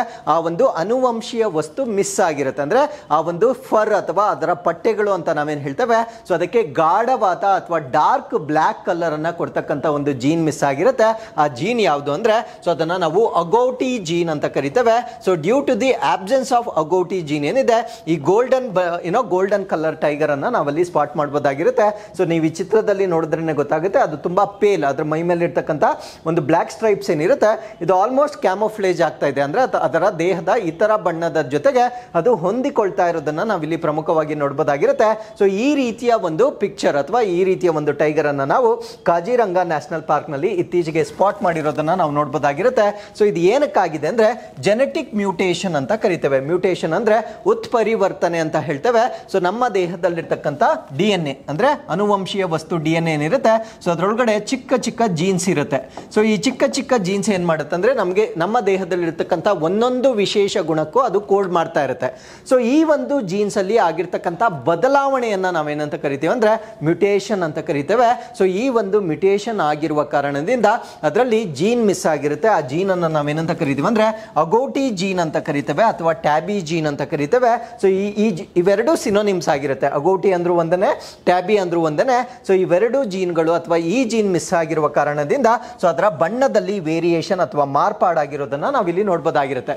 ಸೊ ಈ ಒಂದು ಮಿಟೇಷನ್ ಆಗ್ಲಿಕ್ಕೆ ಏನು ಕಾರಣ ಅಂತ ಅಲ್ಲಿ ಜಸ್ಟಿಫೈ ಮಾಡ್ಕೊಳ್ತಾ ಇದ್ದಾರೆ ಅಂದ್ರೆ ಇನ್ ಬ್ರೀಡಿಂಗ್ ಅಂತ ಕರಿತೇವೆ. ಇನ್ ಬ್ರೀಡಿಂಗ್ ಅಂದ್ರೆ ಒಳ ಸಂತಾನೋತ್ಪತ್ತಿ ಅಂತ ಕರೀತೇವೆ ನಾವು. What is the meaning of in breeding? In breeding ಅಂದ್ರೆ ಪ್ರಾಣಿಗಳಲ್ಲಿ ಏನಾಗುತ್ತೆ ಅಂದರೆ ಒಂದು ಬ್ಯಾಚಲ್ಲಿ ಏನಾದರೂ ಅದು ಮರಿಗಳು ಹಾಕಿದಾಗ ಸೊ ಗಂಡು ಹೆಣ್ಣು ಬೇರೆ ಬೇರೆ ಮರಿಗಳಿರುತ್ತೆ. ಸೊ ಅವು ದೊಡ್ಡವಾದ ನಂತರ ಅವುಗಳ ಮಧ್ಯದಲ್ಲಿಯೇ ಸಂತಾನೋತ್ಪತ್ತಿ ನಡೆಯುತ್ತೆ. ಸೊ ಅಲ್ಲಿ ಬ್ರದರ್ ಸಿಸ್ಟರ್ ಫಾದರ್ ಮದರ್ ಈ ಥರ ಯಾವುದೇ ರೀತಿಯ ಸೆಗ್ರಿಗೇಷನ್ ಇರೋದಿಲ್ಲ. ಸೊ ತಮ್ಮೊಳಗೆ ತಾವೇ ಸಂತಾನೋತ್ಪತ್ತಿ ಮಾಡ್ಕೊಳ್ತವೆ. ಸೊ ಫಾರ್ ಎಕ್ಸಾಂಪಲ್ ನೀವು ಹ್ಯೂಮನ್ ಬೀಯಿಂಗ್ಸಲ್ಲಿ ನೋಡಿದಾಗ ಸೊ ಯೂಶ್ವಲಿ ರಿಲೇಷನ್ಶಿಪ್ಸಲ್ಲಿ ಮದುವೆ ಆಗೋದನ್ನ ಅವಾಯ್ಡ್ ಮಾಡ್ತಕ್ಕಂಥ ಸಜೆಷನ್ ಮಾಡ್ತಾರೆ. ಕಾರಣ ಏನು ಅಂದರೆ ಸೊ ಈ ರೀತಿಯಾಗಿರ್ತಕ್ಕಂಥ ಡಿಫಾರ್ಮ್ಯಾಲಿಟಿ ಇರ್ತಕ್ಕಂಥ ಮಕ್ಕಳು ಹುಟ್ಟಬಹುದು ಅಂತಕ್ಕಂಥ ಒಂದು ಸಾಧ್ಯತೆ ಇರುವ ಕಾರಣದಿಂದ ವೆರಿ ಕ್ಲೋಸ್ ರಿಲೇಷನ್ಸ್ ಅಲ್ಲಿ ಮದುವೆಗಳನ್ನ ಮಾಡೋದನ್ನ ಅವಾಯ್ಡ್ ಮಾಡ್ತಕ್ಕಂಥ ಒಂದು ಪ್ರಯತ್ನಗಳನ್ನ ಮಾಡ್ತಾರೆ. ಬಟ್ ಪ್ರಾಣಿಗಳಲ್ಲಿ ಆ ರೀತಿಯ ಒಂದು ಬದಲಾವಣೆ ಅಥವಾ ಅವಾಯ್ಡೆನ್ಸ್ ಆಗೋದಿಲ್ಲ. ಸೊ ಅದನ್ನ ನಾವೇನಂತ ಕರಿತೇವೆ ಅಂದ್ರೆ ಇನ್ ಬ್ರೀಡಿಂಗ್ ಅಂತ ಕರಿತೇವೆ. ಸೊ ಇನ್ ಬ್ರೀಡಿಂಗ್ ಆಗಿರುವ ಕಾರಣದಿಂದ ಸೊ ಇಲ್ಲಿ ಈ ಒಂದು ಮ್ಯೂಟೇಷನ್ ಆಗಿದೆ ಅಂತಕ್ಕಂಥ ಒಂದು ಕಾರಣವನ್ನ ಇಲ್ಲಿ ಜಸ್ಟಿಫೈ ಮಾಡ್ಕೊಳ್ತಾ ಇದ್ದಾರೆ. ಸೊ ಅದಾದ್ಮೇಲೆ ಇಟ್ ಲುಕ್ಸ್ ಗೋಲ್ಡನ್. ಸೊ ಇದು ಹೆಚ್ಚು ಗೋಲ್ಡನ್ ಅಥವಾ ಬಂಗಾರದ ಅಥವಾ ಚಿನ್ನದ ಲೇಪನದಂತೆ ಕಾಣಿಸ್ತಾ ಇರ್ತಕ್ಕಂಥ ಒಂದು ಪ್ರಾಣಿಯಾಗಿರುತ್ತೆ. ಕಾರಣ ಏನಂದ್ರೆ ಸೊ ಅಲ್ಲಾಗಿರ್ತಕ್ಕಂಥ ಒಂದು ಜೆನೆಟಿಕ್ ವೇರಿಯೇಷನ್ ಆಗಿರೋದ್ರಿಂದ ಬ್ಲ್ಯಾಕ್ ಕಲರ್ ಅಥವಾ ಕಪ್ಪು ಬಣ್ಣದ ಪಟ್ಟೆಗಳು ಅಲ್ಲಿ ಮಿಸ್ ಆಗಿರೋದನ್ನ ನಾವಿಲ್ಲಿ ನೋಡಬಹುದಾಗಿರುತ್ತೆ. ಸೊ ಯೂಶುವಲಿ ಟೈಗರ್ಸ್ ಅನ್ನ ನಾವು ಬ್ಲ್ಯಾಕ್, ಆರೆಂಜ್ ಮತ್ತೆ ವೈಟ್ ಕಲರ್ ಅಲ್ಲಿ ನಾವು ನೋಡಬಹುದಾಗಿರುತ್ತೆ. ಸೊ ಈಗ ಪರ್ಟಿಕ್ಯುಲರ್ ಆಗಿ ನಾವು ಸ್ಪಾಟ್ ಮಾಡಿರ್ತಕ್ಕಂಥ ಒಂದು ಟೈಗರ್ ಏನಿರುತ್ತೆ ಸೊ ಅದರಲ್ಲಿ ಬ್ಲ್ಯಾಕ್ ಕಲರ್ ಮಿಸ್ ಆಗಿರುತ್ತೆ. ಅದಾದ್ಮೇಲೆ ಈವನ್ ಆರೆಂಜ್ ಕಲರ್ ಅಂದ್ರೆ ಅದ್ರ ಮೈ ಮೇಲೆ ಇರ್ತಕ್ಕಂಥ ಒಂದು ಕಿತ್ತಳೆ ಬಣ್ಣ ಏನಿರುತ್ತೆ ಸೊ ಅದು ಕೂಡ ಫೇಡ್ ಆಗಿರೋದನ್ನ ಅಥವಾ ಬಿಳಿಚಿಕೊಂಡಿರೋದನ್ನ ನಾವಿಲ್ಲಿ ನೋಡಬಹುದಾಗಿರುತ್ತೆ. ಸೊ ಇದನ್ನೇ ನಾವು ಏನಂತ ಕರಿತೀವಿ ಅಂದ್ರೆ ಜೆನೆಟಿಕ್ ವೇರಿಯೇಷನ್ ಅಥವಾ ಅನುವಂಶೀಯ ವೈಪರೀತ್ಯ ಅಂತ ನಾವು ಇದನ್ನ ಕರೀಬಹುದಾಗಿರುತ್ತೆ. So with this let's get into question number 5. ಯಾವ ದೇಶದ ವಿಜ್ಞಾನಿಗಳು ಬಿಳಿ ಗೇಂಡಾಮೃಗದಲ್ಲಿ ಮೊದಲ ಯಶಸ್ವಿ ಭ್ರೂಣ ವರ್ಗಾವಣೆಯನ್ನು ಘೋಷಿಸಿದರು? ಇದು ತೀವ್ರವಾಗಿ ಅಳಿವಿನಂಚಿನಲ್ಲಿರುವ ಉತ್ತರ ಬಿಳಿ ಗೇಂಡಾಮೃಗಗಳ ಉಪಜಾತಿಯನ್ನು ಅಳಿವಿನಂಚಿನಿಂದ ಉಳಿಸುವ ಭರವಸೆಯನ್ನು ನೀಡಿದ್ದಾರೆ. So which country scientist announce the first successful embryo transfer in the white rhinoceros offering hope for saving the critically endangered northern white rhino subspecies from extinction. So ಇಲ್ಲಿ ನಾವು ಅರ್ಥ ಮಾಡ್ಕೊಳ್ಬೇಕಾಗಿರೋದಂದ್ರೆ ನಾನು ಡಿಸ್ಕಸ್ ಮಾಡ್ತಾ ಇರೋದು ಒಂದು ಗೇಂಡಾಮೃಗ. ಅದನ್ನು ನಾವು ವೈಟ್ ರೈನೋ ಅಂತ ಕರಿತೇವೆ, ಅಂದ್ರೆ ಬಿಳಿಯ ರೈನೋ ಅಂತ ಕರಿತೇವೆ. ಈ ಒಂದು ಬಿಳಿ ರೈನೋ ಅಂತಕ್ಕಂಥದ್ದು ಅದರಲ್ಲಿ ಮತ್ತೆ ಎರಡು ಟೈಪ್ಸ್ ಇರುತ್ತೆ. ಒಂದನ್ನ ನಾರ್ದರ್ನ್ ವೈಟ್ ರೈನೋ ಅಂತ ಕರಿತೇವೆ. ಸೊ ಇನ್ನೊಂದನ್ನ ಸದರ್ನ್ ವೈಟ್ ರೈನೋ ಅಂತ ಕರಿತೇವೆ. ಸೊ ಈಗ ನಾನು ಮಾತಾಡ್ತಾ ಇರ್ತಕ್ಕಂಥದ್ದು ಯಾವುದು ಅಂದ್ರೆ ನಾರ್ದರ್ನ್ ವೈಟ್ ರೈನೋ ಆಗಿರುತ್ತೆ. ಯಾಕಂದ್ರೆ ಸದರ್ನ್ ವೈಟ್ ರೈನೋ ಅಂತಕ್ಕಂಥದ್ದು ಇನ್ನು ಬಹಳಷ್ಟು ಸಂಖ್ಯೆಯಲ್ಲಿದೆ, ಅದ್ರ ಬಗ್ಗೆ ನಾವು ಯೋಚನೆ ಮಾಡ್ತಕ್ಕಂಥ ಅವಶ್ಯಕತೆ ಸದ್ಯಕ್ಕಿಲ್ಲ. ಸೊ ನಾರ್ದರ್ನ್ ವೈಟ್ ರೈನೋ ಅಂತಕ್ಕಂಥದ್ದು 2018ರಲ್ಲಿ ಅಂದ್ರೆ 2018ನಲ್ಲಿ ಸೊ ಇದ್ದಂತ ಒಂದೇ ಒಂದು ಮೇಲ್ ಸತ್ತೋಗಿರುತ್ತೆ. ಅಂದ್ರೆ ಗಂಡು ಗೇಂಡಾಮೃಗ ಅಥವಾ ರೈನೋ ಏನಿರುತ್ತೆ ಸೊ ಅದು 2018ರಲ್ಲಿ ಅದು ಸತ್ತೋಗಿರುತ್ತೆ. ಸೊ ಈಗ ಕೇವಲ 2 ಫೀಮೇಲ್ ಅಥವಾ ಹೆಣ್ಣು ಗೇಂಡಾಮೃಗಗಳನ್ನ ನಾವು ನೋಡಬಹುದಾಗಿರುತ್ತೆ. ಸೊ ಅದರ ಅರ್ಥ ಏನು ಅಂದ್ರೆ ಸೊ ಮೇಲ್ ಇಲ್ದಿದ್ರೆ ಅದರ ಸಂತಾನೋತ್ಪತ್ತಿ ಮಾಡ್ತಕ್ಕಂಥದ್ದು ಅಸಾಧ್ಯವಾಗಿರುತ್ತೆ. ಸೊ ಆ ಒಂದು ಕಾರಣದಿಂದ ಇದಕ್ಕೆ ಇನ್ವಿಟ್ರೋ ಫರ್ಟಿಲೈಸೇಷನ್ ಮಾಡಿ ಸಕ್ಸಸ್ಫುಲ್ ಆಗಿರ್ತಾರೆ. ಸೊ ಇಲ್ಲಿ ಒಂದು ಗೇಂಡಾಮೃಗ ಈಗ ಗರ್ಭಿಣಿ ಆಗಿರೋದನ್ನ ನಾವಿಲ್ಲಿ ನೋಡಬಹುದಾಗಿರುತ್ತೆ. ಸೊ ಈ ಒಂದು ಗರ್ಭಿಣಿ ಆಗ್ಲಿಕ್ಕೆ ಅವ್ರು ಮಾಡಿರ್ತಕ್ಕಂಥದ್ದು ಏನು ಅಂದ್ರೆ ಭ್ರೂಣ ವರ್ಗಾವಣೆ ಅಥವಾ ಎಂಬ್ರಿಯೋ ಟ್ರಾನ್ಸ್ಫರ್ ಅಂತ ಕರಿತೇವೆ. ಸೊ ಈ ರೀತಿಯ ಸಾಧನೆಯನ್ನ ಮಾಡಿರ್ತಕ್ಕಂಥ ದೇಶದ ವಿಜ್ಞಾನಿಗಳು ಯಾರು ಅನ್ನೋದು ನಮ್ಮ ಪ್ರಶ್ನೆ ಆಗಿರುತ್ತೆ. ಸೊ ಈ ಪ್ರಶ್ನೆಗೆ ಸರಿಯಾದ ಉತ್ತರ ಜರ್ಮನಿ ರಾಷ್ಟ್ರದವರು ಈ ಒಂದು ಸಾಧನೆಯನ್ನ ಮಾಡಿರ್ತಾರೆ. ಹಾಗಿದ್ರೆ ಪ್ರಸ್ತುತವಾಗಿ ಅಂದ್ರೆ 2023ರ ಅಪ್ಡೇಟ್ ನ ಪ್ರಕಾರ ಜಗತ್ತಿನಾದ್ಯಂತ ನಾವು 5 ವಿವಿಧ ಜಾತಿಯ ರೈನೋಗಳನ್ನ ನೋಡಬಹುದಾಗಿರುತ್ತೆ. ಸೊ ನಾನು ಇವತ್ತು ಡಿಸ್ಕಸ್ ಮಾಡಿರ್ತಕ್ಕಂಥದ್ದು ವೈಟ್ ರೈನೋ ಆಗಿರುತ್ತೆ ಅಥವಾ ಬಿಳಿಯ ಗೇಂಡಾಮೃಗ ಆಗಿರುತ್ತೆ. So as I told you before ಇದರಲ್ಲಿ 2 ಟೈಪ್ ಇರುತ್ತೆ, ಒಂದು ನಾರ್ದರ್ನ್ ಮತ್ತೆ ಸದರ್ನ್ ಅಂತ ಕರಿತೇವೆ. ಸೊ ಈಗ ಎಂಡೇಂಜರ್ಡ್, ಕ್ರಿಟಿಕಲಿ ಎಂಡೇಂಜರ್ಡ್ ಆಗಿರ್ತಕ್ಕಂಥದ್ದು ನಾರ್ದರ್ನ್ ವೈಟ್ ರೈನೋ ಆಗಿರುತ್ತೆ.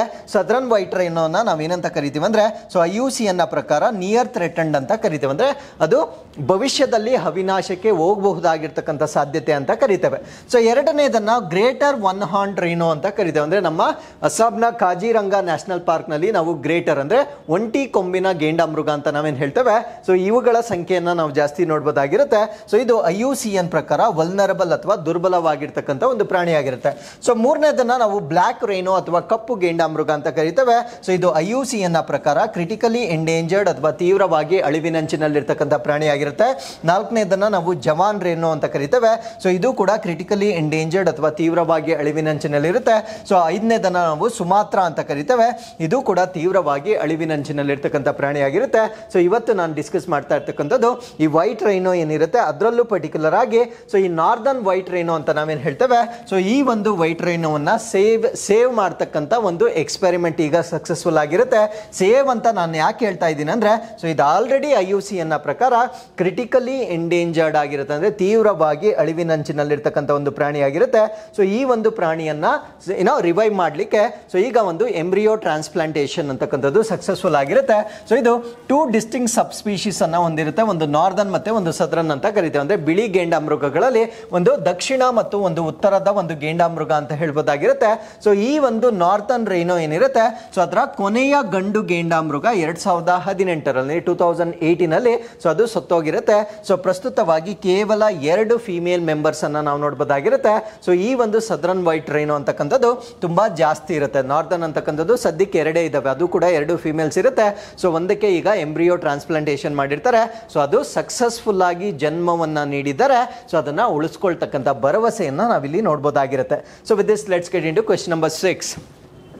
ಭಾರತದ ಮೊದಲ ದೊಡ್ಡ ಭಾಷಾ ಮಾದರಿ ಭಾರತ್ GPT-ಯನ್ನು ಯಾವ ಕಂಪನಿಯು ಅನಾವರಣಗೊಳಿಸಿದೆ? So which company has unveiled Bharat GPT, India's first large language model ಅಂತ ಕರಿತೇವೆ. ಸೊ ಇದು ನಮ್ಮ ಚಾಟ್ GPT ಏನಿರುತ್ತೆ ಅಂದ್ರೆ ನಾವು ಇಷ್ಟೇ ದಿನ ಬೇರೆ ದೇಶದ ಒಂದು ಆರ್ಟಿಫಿಷಿಯಲ್ ಇಂಟೆಲಿಜೆನ್ಸ್ ಅನ್ನ ಬಳಕೆ ಮಾಡ್ತಾ ಇದ್ದೇವೆ. ಸೊ ಈ ರೀತಿಯ ಕೃತಕ ಬುದ್ಧಿಮತ್ತೆಯನ್ನ ಹೊಂದಿರತಕ್ಕಂಥ ಆರ್ಟಿಫಿಷಿಯಲ್ ಇಂಟೆಲಿಜೆನ್ಸ್ ಅನ್ನ ನಮ್ಮ ಭಾರತ ದೇಶದಲ್ಲಿಯೇ ಡೆವಲಪ್ ಮಾಡಿರ್ತಾರೆ. ಅದಕ್ಕೆ ಏನಂತ ಹೆಸರು ಕೊಟ್ಟಿರ್ತಾರೆ ಅಂದ್ರೆ ಭಾರತ್ GPT ಅಂತ ಹೆಸರು ಕೊಟ್ಟಿರ್ತಾರೆ. ಸೊ ಇದನ್ನ ಡೆವಲಪ್ ಮಾಡಿರ್ತಕ್ಕಂಥವ್ರು ಯಾರು ಅನ್ನೋದು ನಮ್ಮ ಪ್ರಶ್ನೆ ಆಗಿರುತ್ತೆ. ಈ ಪ್ರಶ್ನೆಗೆ ಸರಿಯಾದ ಉತ್ತರ CoreOver.ai ಅಂತ ಕರಿತೇವೆ. ಸೊ ಇವರ ವತಿಯಿಂದ ಡೆವಲಪ್ ಆಗಿರ್ತಕ್ಕಂಥ ಒಂದು AI ಆಗಿರುತ್ತೆ. ಇದನ್ನ ನಾವು ಭಾರತ್ GPT ಅಂತ ಕರಿತೇವೆ. ಸೊ ಪ್ರಸ್ತುತವಾಗಿ ಇದನ್ನ ನಾವು ಇಂಡಿಯಾಸ್ ಲಾರ್ಜೆಸ್ಟ್ ಲ್ಯಾಂಗ್ವೇಜ್ ಮಾಡೆಲ್ ಅಂತ ಕರಿತೇವೆ. ಅಂದ್ರೆ ಭಾರತದ ಅತಿ ದೊಡ್ಡ ಭಾಷಾ ಒಂದು ಮಾದರಿ ಅಂತ ಕರಿತೇವೆ. ಭಾಷಾ ಮಾದರಿ ಅಂದ್ರೆ ಸೊ ಲ್ಯಾಂಗ್ವೇಜ್ ಟ್ರಾನ್ಸ್ಲೇಷನ್ಗೆ ಬಳಕೆ ಮಾಡಬಹುದಾಗಿರ್ತಕ್ಕಂಥ ಒಂದು ಆರ್ಟಿಫಿಷಿಯಲ್ ಇಂಟೆಲಿಜೆನ್ಸ್ ಆಗಿರುತ್ತೆ. ಸೊ ಇದನ್ನ ಡೆವಲಪ್ ಮಾಡಿರ್ತಕ್ಕಂಥವರು CoreOver.ai ಅಂತಕ್ಕಂಥ ಒಂದು ಕಂಪನಿ ವತಿಯಿಂದ ಇದನ್ನ ಡೆವಲಪ್ ಮಾಡಲಾಗಿರುತ್ತೆ. ಸೊ ಇದು it is going to revolutionise AI conversation, ಅಂದ್ರೆ ಕೃತಕ ಬುದ್ಧಿಮತ್ತೆಯಲ್ಲಿ ಸಂಭಾಷಣೆ ಏನಿರುತ್ತೆ ಅದನ್ನ ಕ್ರಾಂತಿಗೊಳಿಸ್ತಕ್ಕಂಥ ಒಂದು ಕ್ಷೇತ್ರದಲ್ಲಿ ಒಂದು ಉತ್ತಮವಾದ ಹೆಜ್ಜೆ ಇದ್ದಾಗಿರುತ್ತೆ. So it integrates with voice and text modalities, ಅಂದ್ರೆ ವಾಯ್ಸ್ ಅನ್ನ ಕೂಡ ಕೊಡಬಹುದಾಗಿರುತ್ತೆ ಅಥವಾ ಟೆಕ್ಸ್ಟ್ ಮಾಡಿ ಕೂಡ ನಾವು ಕಮಾಂಡ್ ಅನ್ನ ಕೊಡಬಹುದಾಗಿರುತ್ತೆ. So it is a unique solution to language diversity challenge, ಅಂದ್ರೆ ನಮ್ಮ ಭಾರತ ದೇಶದಲ್ಲಿ ಭಾಷೆಗಳ ವೈವಿಧ್ಯತೆ ಬಹಳ ಜಾಸ್ತಿ ಇರೋದ್ರಿಂದ ಸೊ ನಾವು ಯಾವ ಭಾಷೆಗೆ ಬೇಕೋ ಆ ಭಾಷೆಗೆ ಭಾಷಾಂತರ ಮಾಡ್ಕೊಳ್ಳಿಕ್ಕೆ ಸೊ ಬೇಕಾಗಿರ್ತಕ್ಕಂಥ ಒಂದು ಆರ್ಟಿಫಿಷಿಯಲ್ ಇಂಟೆಲಿಜೆನ್ಸ್ ಅನ್ನ ಈಗ ನಮ್ಮಲ್ಲಿ ಡೆವಲಪ್ ಮಾಡಿರ್ತಾರೆ. ಸೊ ಈ ಒಂದು ಆರ್ಟಿಫಿಷಿಯಲ್ ಇಂಟೆಲಿಜೆನ್ಸ್ ಏನಿದೆ so it is in over 12 Indian languages, ಅಂದ್ರೆ ಭಾರತ ದೇಶದ 12 ಬೇರೆ ಬೇರೆ ಭಾಷೆಗಳಲ್ಲಿ ನಾವು ನೋಡಬಹುದಾಗಿರುತ್ತೆ. ಸೊ ಅದಾದ್ಮೇಲೆ ಅಲ್ಲಿರ್ತಕ್ಕಂಥ ಟೆಕ್ಸ್ಟ್ ಮಾಡ್ಯಾಲಿಟೀಸ್ ಅಂತ ನಾವೇನು ಹೇಳ್ತೇವೆ ಅಂದ್ರೆ ಈ ಧ್ವನಿ ವಿಧಾನ ಅಂತ 12 ಭಾಷೆಗಳಲ್ಲಿ ಧ್ವನಿ ವಿಧಾನವನ್ನ ನಾವು ಮಾಡಬಹುದಾಗಿರುತ್ತೆ. ಅಂದ್ರೆ ವಾಯ್ಸ್ ಕಮಾಂಡ್ ಅನ್ನ ಕೊಡಬಹುದಾಗಿರುತ್ತೆ. ಟೆಕ್ಸ್ಟ್ ಅನ್ನ ಕೊಟ್ಟಾಗ ನಾವು 22 ಭಾಷೆಗಳನ್ನ ಅದು ಡಿಟೆಕ್ಟ್ ಮಾಡ್ತಕ್ಕಂಥ ಒಂದು ಆರ್ಟಿಫಿಷಿಯಲ್ ಇಂಟೆಲಿಜೆನ್ಸ್ ಆಗಿರುತ್ತೆ. ಸೊ ಇದನ್ನ ಆಗಾಗಲೇ ಅನೇಕ ಒಂದು ಇಲಾಖೆಗಳಲ್ಲಿ ಬಳಕೆ ಮಾಡ್ತಾ ಇದ್ದಾರೆ. ನಮ್ಮ ರೈಲ್ವೇಸ್ ಆಗಿರ್ತಕ್ಕಂಥ IRCTC ಆಗಿರ್ಬೋದು, LIC ಆಗಿರ್ಬೋದು, IGL ಆಗಿರ್ಬೋದು, NPCI ಆಗಿರ್ಬೋದು. ಸೊ ಇಲ್ಲೆಲ್ಲ ಈ ಒಂದು ಭಾರತ್ GPT-ಯನ್ನ ಈಗಾಗಲೇ ತಮ್ಮ ಎಕ್ಸಿಸ್ಟಿಂಗ್ ಪ್ಲಾಟ್ಫಾರ್ಮ್ಸ್ ಏನಿದ್ದಾವೆ ಸೊ ಅಲ್ಲಿ ಇಂಟ್ರಡ್ಯೂಸ್ ಮಾಡಿರೋದನ್ನ ಅಥವಾ ಅಲ್ಲಿ ಪ್ಲಗ್ ಇನ್ ಮಾಡಿರೋದನ್ನ ನಾವಿಲ್ಲಿ ಪ್ರಮುಖವಾಗಿ ಗಮನಿಸಬಹುದಾಗಿರುತ್ತೆ. So with this let's get into question number 7. ಪ್ಯಾರಿಸ್ನಲ್ಲಿ ನಡೆದ ಬ್ಯಾಸ್ಟಿಲ್ ಡೇ ಪೆರೇಡ್ ಮತ್ತು ಈ ವರ್ಷದ ಗಣರಾಜ್ಯೋತ್ಸವ ಪೆರೇಡ್ನಲ್ಲಿ ಯಾವ ಭಾರತೀಯ ವಾಯುಪಡೆಯ ಸ್ಕ್ವಾಡ್ರನ್ ಲೀಡರ್ ಭಾಗವಹಿಸಿದ್ದರು? So which Indian air force squadron leader participated in both Bastille's day parade in Paris and this year's republic day parade? So if you remember 2023ರಲ್ಲಿ ಬ್ಯಾಸಿಲೆ ಪೆರೇಡ್ ಅಂತ ನಡೆದಿತ್ತು. ಸೊ ಬ್ಯಾಸಿಲೆ ಪೆರೇಡ್ ನಡೆದಿರ್ತಕ್ಕಂಥದ್ದು ಫ್ರಾನ್ಸ್ನಲ್ಲಿ ನಡೆದಿರ್ತಕ್ಕಂಥ ಒಂದು parade ಆಗಿರುತ್ತೆ. So ಈ ವರ್ಷ ಕೂಡ ನಮ್ಮ ಭಾರತ ದೇಶದಲ್ಲಿ ಪೆರೇಡ್ ಅಂದ್ರೆ ಗಣರಾಜ್ಯೋತ್ಸವ ಸಮಯದಲ್ಲಿ ನಾವು ಪೆರೇಡ್ ಅನ್ನ ಏನ್ ಮಾಡ್ತೇವೆ ಸೊ ಇವೆರಡರಲ್ಲೂ ಕಾಮನ್ ಆಗಿ ಪಾರ್ಟಿಸಿಪೇಟ್ ಮಾಡಿರ್ತಕ್ಕಂಥ ನಮ್ಮ ಭಾರತ ದೇಶದ ವಾಯುಪಡೆಯ ಸ್ಕ್ವಾಡನ್ ಲೀಡರ್ ಯಾರು ಅನ್ನೋದು ನಮ್ಮ ಪ್ರಶ್ನೆ ಆಗಿತ್ತು. ಸೊ ಈ ಪ್ರಶ್ನೆಗೆ ಸರಿಯಾದ ಉತ್ತರ ಸ್ಕ್ವಾಡನ್ ಲೀಡರ್ ಸುಮಿತಾ ಯಾದವ್ ಅಂತ ನಾವೇನ್ ಹೇಳ್ತೇವೆ. ಸೊ ಇವರು ನಮ್ಮ ಭಾರತ ದೇಶದ 2024ರ ರಿಪಬ್ಲಿಕ್ ಡೇ ಪೆರೇಡ್ 2 ಆಗಿರ್ಬೋದು 2023ರಲ್ಲಿ ಈ ಫ್ರಾನ್ಸ್ನಲ್ಲಿ ನಡೀತಕ್ಕಂಥ ಒಂದು ದಿನವನ್ನ ನಾವು ಬ್ಯಾಸ್ಟಿಲೆ ಡೇ ಅಂತ ಕರಿತೇವೆ. ಸೊ ಬ್ಯಾಸ್ಟಿಲೆ ಡೇ ಅಂತಕ್ಕಂಥದ್ದು ಫ್ರಾನ್ಸ್ನ ಒಂದು ನ್ಯಾಷನಲ್ ಡೇ ಅಥವಾ ರಾಷ್ಟ್ರ ದಿನವನ್ನಾಗಿ ಸೆಲೆಬ್ರೇಟ್ ಮಾಡ್ತಾರೆ. ಸೊ ಈ ಒಂದು ದಿನದ ಒಂದು ಹಿಸ್ಟರಿಯನ್ನ ನಾವು ನೋಡೋದಾದ್ರೆ, ಸೊ ಇದು ಆ ರಾಷ್ಟ್ರದ ಅಂದ್ರೆ ಫ್ರಾನ್ಸ್ನ ಒಂದು ರೆವಲ್ಯೂಷನ್ ಡೇ ಅಂತ ಕರಿಬಹುದಾಗಿರುತ್ತೆ. ಅಂದ್ರೆ ಅಲ್ಲಿ ಒಂದು ಕ್ರಾಂತಿಯನ್ನ ಕ್ರಿಯೇಟ್ ಮಾಡಿರ್ತಕ್ಕಂಥ ಒಂದು ದಿನವಾಗಿರುತ್ತೆ. ಸೊ ಈ ಒಂದು ಘಟನೆ ನಡೆದಿರ್ತಕ್ಕಂಥದ್ದು ಜುಲೈ 14, 1789. ಸೊ ಪ್ರತಿ ವರ್ಷ ಜುಲೈ 14ನೇ ತಾರೀಕು ಫ್ರಾನ್ಸ್ನಲ್ಲಿ ಬ್ಯಾಸ್ಟಿಲೆ ಡೇ ಅಂತ ಸೆಲೆಬ್ರೇಟ್ ಮಾಡ್ತಾರೆ.